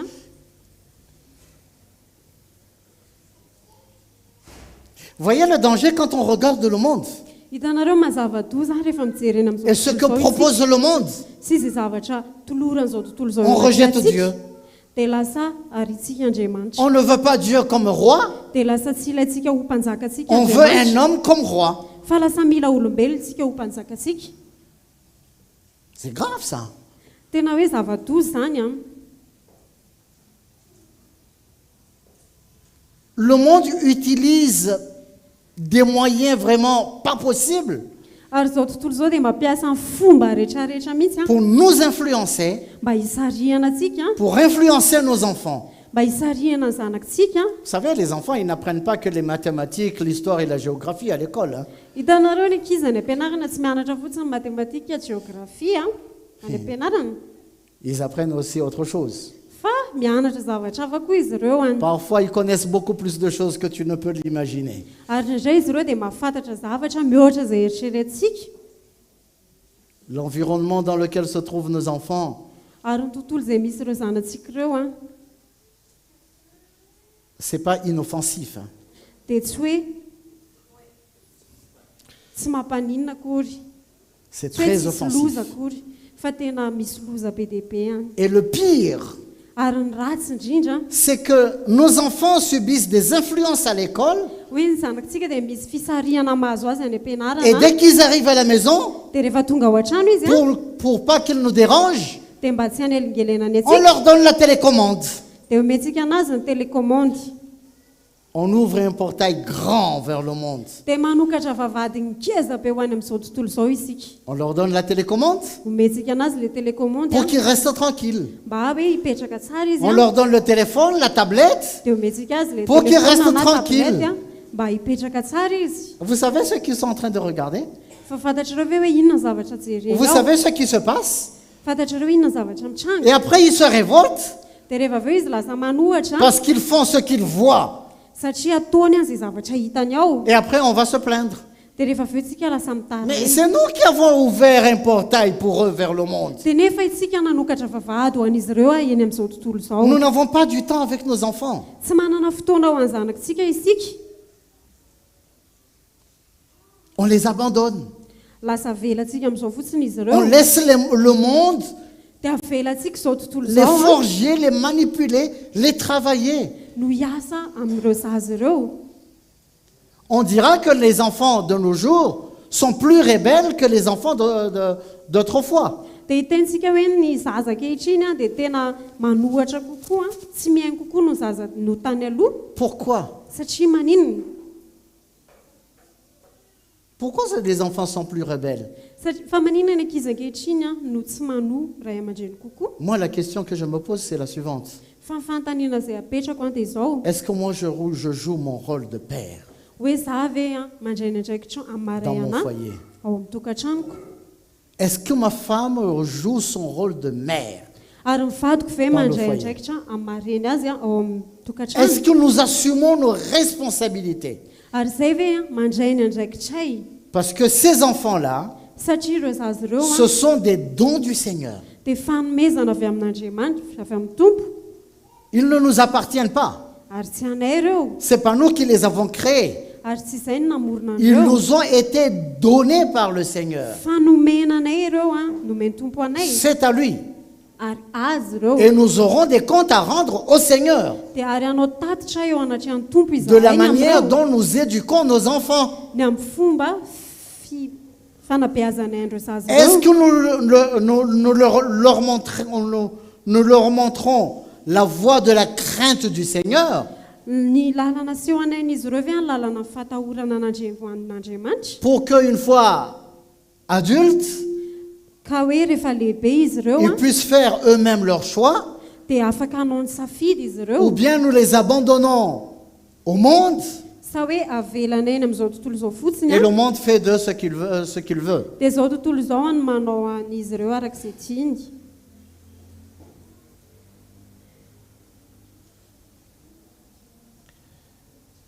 Frères et sœurs, Rahalahy sy andabavy a nous avons une très grande responsabilité, nous les parents, tena hoe manana andraikitra lehibe isika ray aman-dreny a envers nos enfants. manoloana ny zanakitsika. On ne peut pas mettre la loi sur les enfants. Tsy afaka mametraka lalàna eo amin'ny zaza isika, eo amin'ny zanaka. Mais une chose est sûre, Fa ny zavatra ray azo ils antoka marcheront sur le chemin où nous sommes passés. dia andeha izy ireo amin'ny lalana izay nandehanantsika. On ne peut pas dire à un enfant de ne pas mentir Tsy afaka hiteny amina zaza ray isika hoe aza mandainga si lorsqu'il veut nous suivre au marché, nefa rehefa andeha manaraka atsika izy mandeha makany on lui atsena dit non, tais-toi, reste là, je vais t'apporter un bonbon, et après tu n'apportes pas le bonbon que tu lui as promis. dia miteny aminazy isika hoe andraso eo aza mitomany fa hitondrako bonbon ianao rehefa miverina avany isika tsy mitondra n'ilay bonbon izay nampanantena anazy. Et il te réclame le bonbon, Dia aveo izy mangataka n'ilay bonbon aminao ah, tu lui dis ah non, je vais acheter demain. dia ozy izy ianao hoe fa vidiko raha pitso. Et tu l'apprends à mentir. Dia mampianatra azy mandainga Et ianao demain, zany. quand il va mentir, Dia raha pitso izy rehefa tu vas andainga prendre ta ceinture dia andray ny fekibonao et le ianao a taper. dia hikapoka Mais azy. qui lui a appris à mentir? Fa iza nampianatra azy andainga. Bon, déjà mentir, ça ne s'apprend pas. Zany hoe ny mandainga aloha tsy ianarana zany.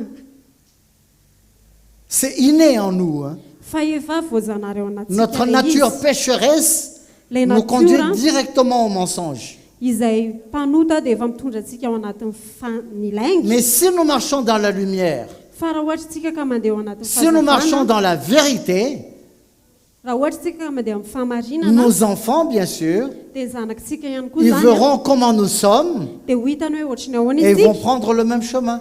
dia andray lalana mitovy amintsika izy. Si on leur dit que c'est pas bon de mentir, Raha ohatra tsika ka miteny azy ireo hoe tsy tsara ny ils mandainga comprendront ce que cela veut dire dia ho takatra izy ireo hoe inona parce tsy qu'ils ne izany. voient pas le mensonge en toi. Satria izy zany tsy mahita lainga ao aminao. Amen. Amen.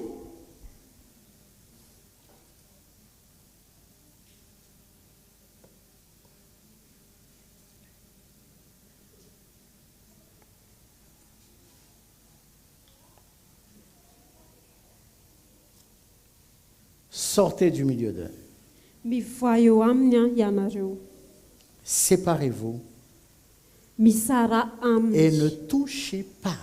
Ary aza manendry zay zavatra tsy Laissez les gens madio. du monde faire ce qu'ils veulent Avelao ny olon'izao tontolo izao a anao zay tiany. et alignons notre vie au plan et à la volonté du Seigneur. Fa ndao itsika ampifanaraka amin'ny fiainantsika amin'ny drafitra sy ny sitrapony tompo.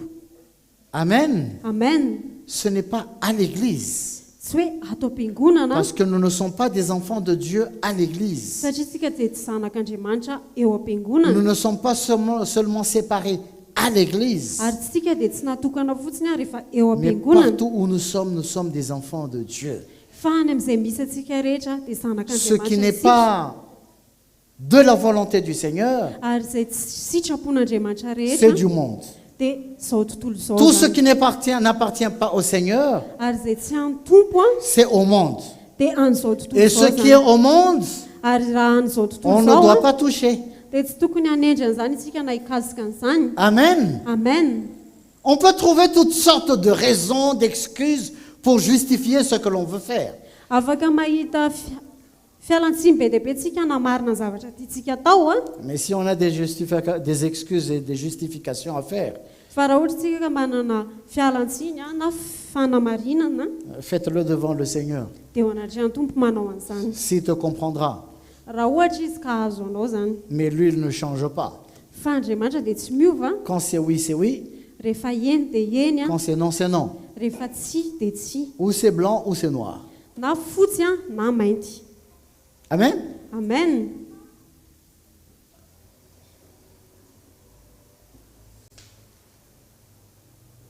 Nous pouvons penser, oh, c'est pas facile. Hein. Dia mety mieritreritra hoe tsy mora zany a. Mais c'est ça ce que le Seigneur nous a dit. Fa zay nefa nolazainy tompo. De renoncer à nous-mêmes. Mba handany tena C'est tsika. pas facile. Tsy mora zany. De se charger de sa croix. Hoe mitondra ny azy fijaliany. Le monde va ici makaty zao tontolo zao et toi tu choisis d'aller ici, dia ianao misafidy mandeha makaty dans le sens contraire. any amin'ilay lalana mifanohitra.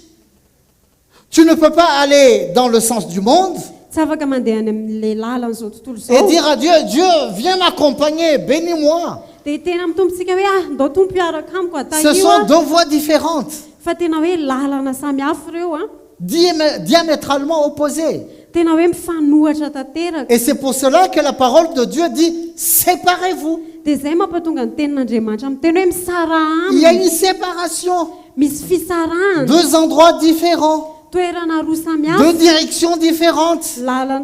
lalana roa samihafa.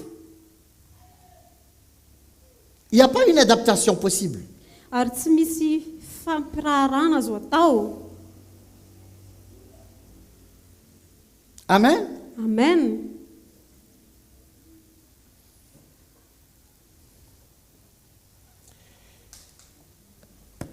Ce monde, il est vraiment mauvais. Zao tontolo zao dia tena ratsy Et il ne va pas s'améliorer.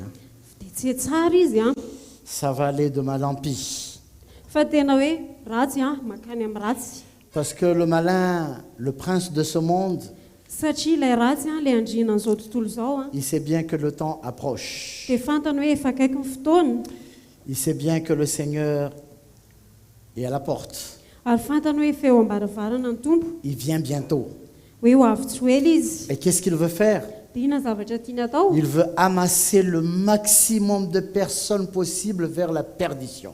Dia te hanangona olona farak'izay betsara arak'izay azo atao izy ho any amin'ny Il fahaverezana. veut tromper tout le monde. Ary te hamitaka ny olona rehetra izy. Malheureusement, même les élus de Dieu. Dia ny mampalahelo na ireo voafidin'Andriamanitra ary. Vous comprenez ça? Takatra Même rehetra les izany, élus de Dieu, les enfants de Dieu. na ireo fidin'Andriamanitra ary ireo C'est zanak'Andriamanitra. pour cela que nous avons besoin de veiller. Izay mampatonga antsika hoe mila miambina. C'est pour cela que nous avons besoin de vraiment faire très attention. Izay mampatonga antsika hoe tena mila mitandrina. Le malin, il n'a pas changé de tactique. Ary ilay ratsy izy tsy nanova fomba fiady Il ne vient pas avec agressivité. tsy tonga izy miaraka amin'ny herisetra, Il vient avec ruse. fa tonga izy miaraka amin'ny C'est comme famitana. ça comment il a fait dans le jardin d'Éden. Tahaka ny nataony atao amin'ny zaridaina ny Edena, Il vient avec ruse. sa Edena, tonga miaraka amin'ny Et famitana quand on izy. n'a pas du discernement, Dia rehefa tsy manana fanavana isika on se laisse entraîner. dia lasa mamela anaraka On tombe dans an'izany. son piège Dia latsaka ao anatin'ny fandrika et on est perdu. dia very. C'est pour cela que nous avons besoin d'être vigilants. Izay mahatonga antsika hoe mila malina, Nous avons besoin de veiller, mila miambina isika, de rejeter tout ce qui n'est pas du Seigneur. ary manary izay rehetra izay avy amin'ny tompo, Parce que nous sommes saints satria isika dia masina et nous avons besoin de vivre dans la sainteté dia mila miaina ao amin'ny et famasinana isika, aligner notre vie dia mampifanaraka amin'ny avec le plan fiainantsika du Seigneur. amin'ny sitrapony Parce que nous avons été mis à part, satria isika dia efa natokana, nous et nos enfants. isika sy ny zanakitsika. Amen. Amen. Alléluia. Alléluia. Le Seigneur est vraiment merveilleux. Tena hoe mahafinaritra ny Vous savez, nous tompo. sommes des êtres vraiment très spéciaux. Hitanareo tena olona manokana mihitsy isika Que miavaka, d'être appelés enfants de Dieu. hoe antsoina hoe Wow. zanak'Andriamanitra. Quelle grâce, quel privilège. Wow. Tena fahasoavana izany Quelle grâce, quel privilège. tena hoe fahasoavana izany sy tombony ho Dans atsika. ce monde pourri, Hoe eto amin'izao tontolo izao izay nous, on a maloto été lavés, isika dia nisasana, on est purifiés, no diovina, on est sanctifiés, no amasinina, nous brillons, dia mamiratra isika, nous brillons dans ce monde pourri. dia mamiratra isika eto amin'izao tontolo izao izay maloto. Quelle grâce. Tena hoe fahasoavana. Quelle grâce, frères et sœurs. Tena hoe fahasoavana raha lasiana bavy.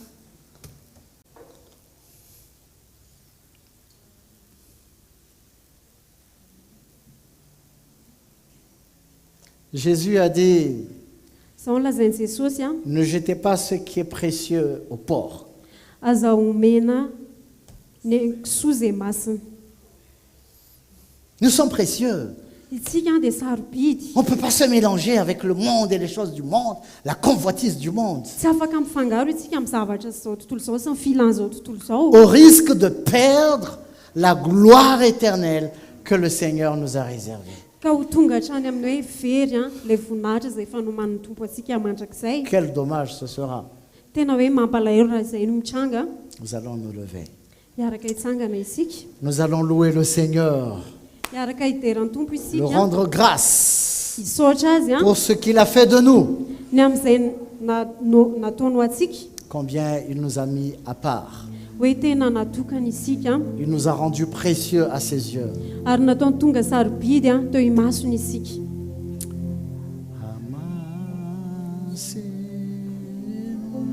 Alléluia. Merci Jésus. Merci Seigneur.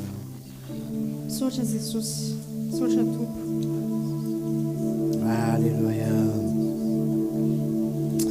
Nous allons chanter un chant Anao hira anankiray isika dans un état de prière. ao anatina En chantant ce chant. mivavaka tao anaty Alléluia. ino hirantsika an'izany hira izany.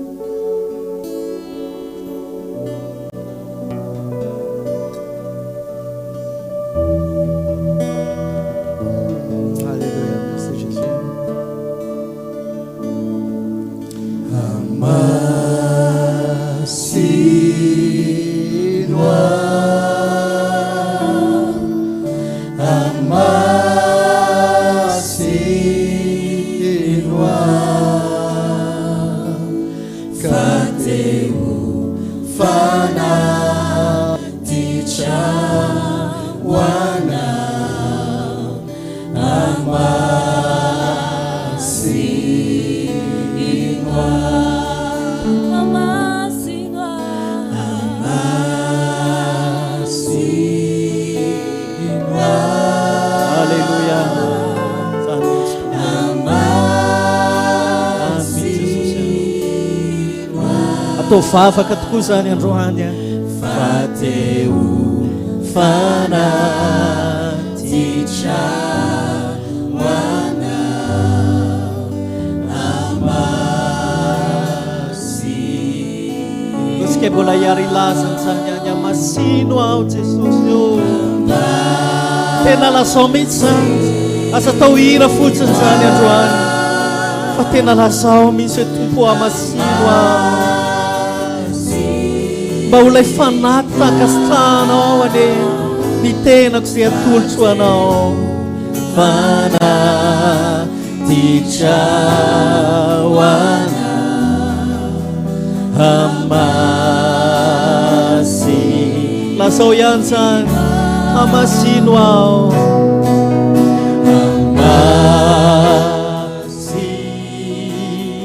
aho.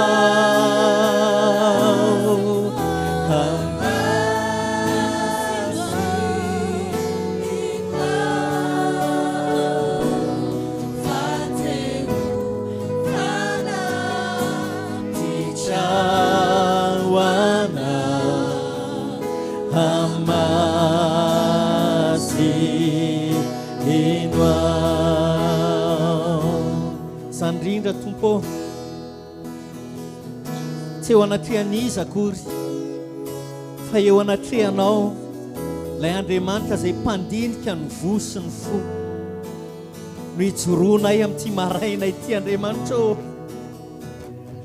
Tsy tonga eto koa izay tompo tahaka ny mpandeha amin'ny fomba mpivavahana fa tena mikonsidere zahay ny feonao, ny teninao, ny fiangonanao Jesosy androany. Aoka ane izany teny zany tena anaitra ny fonay tsiraray avy, anaitra ny fonay tsiraray avy, mba ho mpankatò marina izahay ny teninao Andriamanitra ô. Mivoa ho ianao, misarary aza manendry azy. Akory ianareo raha lasana bavy ô, tena renao ve izany feo an'ny tompo izany hoe mivoa dia misara aminy ary aza manendry azy. Akory ianareo mivoa dia misara aminy ary aza manendry azy akory ianareo. Tsika tsiraray avy samy manana ny lafim-piainantsika ao anatin'izany tenin'Andriamanitra izany. Misy zavatra eo amin'ny fiainantsika izay mila hivoahantsika. Misy zavatra eo amin'ny fiainantsika izay mila sarahantsika. Ary misy zavatra eo amin'ny fiainantsika izay mila tsy kasihantsika, mila tsy tendrentsika akory. Fantatro fa miteny any am-ponao tsiraray avy ihany ny Tompo amin'izao fotoana izao. Fantatro fa nanamafy ny fonao takin'ina azy ianao androany maraina, dia manamafy ny Tompo androany. Manamafy ao am-ponao ilay zavatra ohatran'izao, ty zavatra anankiray ty. Fa hoy ny tenin'ny Tompo hoe mivoa, misara aminy ianao, ary aza manendry anio intsony ianao. Alleluia. Asianabavy, misy tenin'Andriamanitra tonga atao anatin'ny foko. Manamafy an'izany teny izany izay lazain'ny apôstôly Paoly izy ity. Romaina 9:9 dia ny 7:17 dia izao no lazain'ny apôstôly Paoly. Romaina 9:9 ny 7:17. Ary aza manolotra ny momba ny tenanareo amin'ny ota ho fiadian'ny tsy famarinana. Fatolory ny tenanareo an'Andriamanitra toy ny efa maty nefa velona, ary momba ny tenanareo ho fiadian'ny famarinana. Aoka ny tenantsika ho fiadian'ny famarinana ho an'Andriamanitra. Fa ny ota tsy hanan-kery aminareo, fa tsy ambany lalàna ianareo fa ambany fahasoavana. Ahoana ary eo amin'ny 5:15 anota va isika satria ve tsy ambany lalàna fa ambany fahasoavana? Sanatria izany dia jerenareo ny 5:20. Tsy fantatrareo va fa raha manolo tena ho mpanompy ianareo na ho aniza na ho aniza. Jereo tsara, raha manolotra ny tenanareo ho mpanompy ianareo na ho amin'inona na ho amin'inona na ho amin'iza na ho amin'iza, dia mpanompon'izay arahanareo ianareo. Raha ny ota no arahanareo dia mpanompon'ny ota ianareo. Fa kosa hozy izy na ny fanarahana ho amin'ny famarinana, na ny fankatoavana ho amin'ny famarinana. Amen. Rehintsika ny feo an'ny Tompo androany raha lasianabavy. Sitrapon'ny Tompo amintsika dia izao hoe hozy izy ho amin'ny fankatoavana ho amin'ny famarinana. Amen. Mpankatoa ny famarinana. Be dia be raha lasianabavy ntsika eo amin'ny sehatry ny fiainantsika. Tena manamafy, tena mandany andro loatra isika raha lasianabavy eo amina zavatra anankiray. Manamafy ny fotsika loatra isika. Fa hozy izy aoko mpanompo amin'ny fanarahana ny famarinana isika. Fa zany tena fiadanantsika, ny tena tsy atsapantsika. Raha misy tsy pe amin'ny alina, misy amintsika tsy mahatsapa fiadanana amin'ny alina. Satria raha lasianabavy raha any amin'ny tsy vitantsika misaraka amin'izao tontolo izao fa mpanompo ny ota isika. Tsy vitantsika no misaraka aminy. Fa fotoana izao, amen. Tena aza atao teny fotsiny reny androany reny raha lasianabavy, amen. Aza atao teny, aza atao teny. Mandalo fa tena ho raisitsika ao anatin'ny fotsika izany. Halleluja. Halleluja. Halleluja. Sandrindra Tompo. Aoka androsany fiangonana Tompo.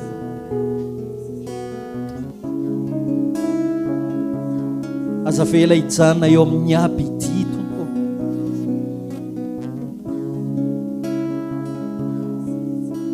Fampitombohy ny fiangonana Jesosy. Indrindra fa reto vahoakanao izay mandray ny famarinana isan'andro isan'andro. Aza vela hitoetra eo amin'ny fepetra mahazaza izareo. Fampitombohy ho an'ny fankatoavana ny famarinana. Izay mitaky tokoa ny fitondrana ny azo fijaliana. Fa aoka Tompo, ampandroso azy ireo ianao Jesosy. Fantatro fa misy amintsika eto tena vangin'ny tompo any anatin'ny fony any. Fa raha lasiana bavy, zavatra anankiray ny faharesen-dahatra, fa zavatra anankiray ihany koa ny fanapahan-kevitra. Aoka tena hisy fanapahan-kevitra ho tonga any am-potsika.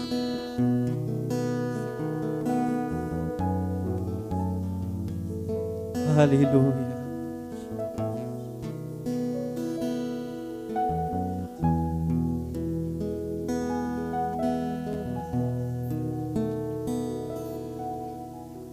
Tsy andehananay amin'ny fahalalànay, tsy andehananay amin'ny herin-tsaina, fa mignerinao fanahy masinao. Mangetaeta nao avy fanaio, milanao izay. Tsy andehananay fa tsy andehananay amin'ny fahalalànay, tsy andehananay amin'ny herin-tsainay, fa mignerinao fanahy masinao. Mangetaeta nao avy fanahy. Tsy mahova tena isika androany, fa dao ihany tehatra amin'ny tompo. Lazao ihany fa tsy andehananay amin'ny fahalalànay, tsy andehananay amin'ny herin-tsaina, fa mignerinao fanahy. Lazao e tompo, mangetaetanao fotsiny androany. Mangetaeta nao avy fa iraisika farany zany dia hiantoraka amin'ny tompotsika. Lazao tompo fa tsy andehananay, tsy andehananay amin'ny fahalalànay, tsy andehananay amin'ny herin-tsaina, fa mignerinao fanahy masinao. Mangetaeta nao avy fanaio, milanao izay. Halleluja. Mbola manana fahafana indray isika androany. Iray amin'ny tompo. Azonareo an-tsaina ve zany hoe iray amin'ny tompo amin'ny alalan'ny firaisana latabatra. Fa zay ihany Kristy dia efa nanombo ny nofony mba amin'ny filany teo amin'ny hazo fijaliana. Tena iray tsika raha lasiana bavy. Aoka isika endrika rehetra ezaka hitana an'izany firaisana izany. Androso ho amin'izany fahataterahana izany, mba tsisy ho clé mainany ao anatin'ny tenan'i Kristy, fa tena androso amin'ny tanteraka isan'andro isan'andro. Halleluja. Iray amin'ny tompondray isika. Tsy fomba amam-panao, tsy fomba mpivavahana ny fandraisantsika ny fanasan'ny tompo, fa ny fiangonana voalohany azy dia isan'andro izy ireo dia naharitra tamin'ny famakiana ny mofo ny tenin'Andriamanitra. Isika isaky ny alahady dia manana faharetany manambara zany fa isan'andro izy ireo dia tena naharitra tao amin'ny sitrapon'Andriamanitra. Raha lasiana bavy eo, tsika androso amin'izany taridalana zany ankehitriny. Tsy fotoana intsony zao tokony havariana tsika amin'ny zavatra ny lasa, fa hiakara tsika ara-panara lasiana bavy. Halleluja. Andao tsika samy andray ny mofo androany, afaka mandroso isika ankehitriny. Halleluja.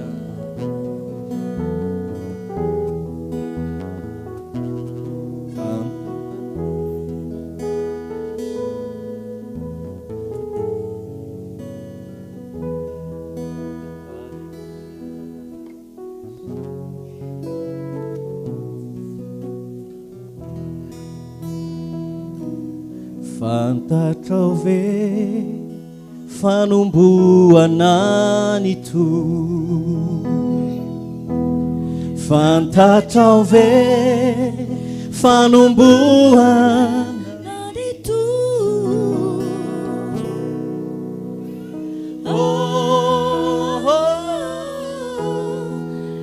Faly aho raha mila ziza,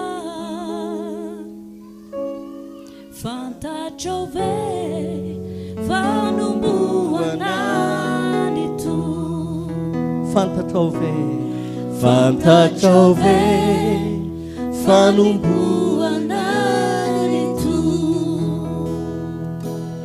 fantatrao ve fanomboana ny toy.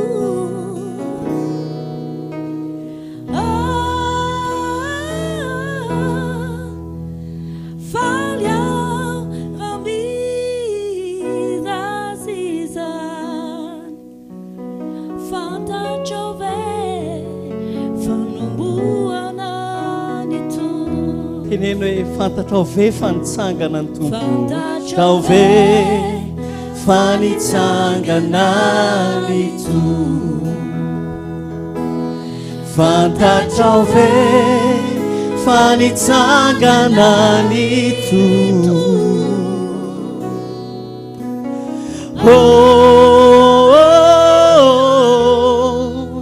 Faly aho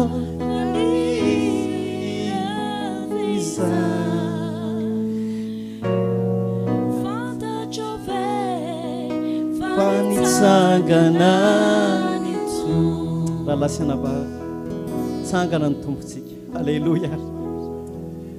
Velona ianao Jesosy mandrakizay, ary ny fanantenanay ianao mahatonga anay tsokivy na dia levina aza ny endrika ivelany sy ny tenana ivelany, fa ny toe-panahinay anaty kosa dia me manantona mandrakariva ny fanjakanao, manantona mandrakariva ny fanjakanao. Halleluia. Saotra Jesosy ny amin'izao fahafana mbola ahafahanay mihinana ny nofinao sy misotra ny ranao zao Jesosy. Halleluia. Dao tsika samy andray mofo androany.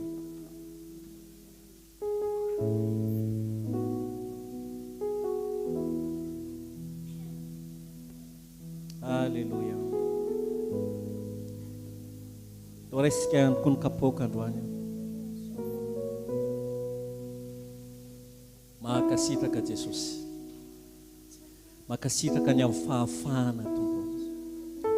Menao anay zao andro zao dia mbola andro pasoavana mandrakariva sy atolotra ao anay Jesosy, tsy takatry ny sainay ianao Tompo. Halleluia. Saotra Tompo. Halleluia. Amen. Amen. Mahazo toerana vetivety dia andre filazana foitsika izay fanamafisana moa izy ity ny filazana izay farentsika tamin'ny heriny ihany dia izao hoe ny filazana voalohany mikasa hoe anome fahafana ho antsika tsiraray avy izay mbola tsy vita batisa, nefa maniry isika magetaheta teo atao batisa dia afaka misoratra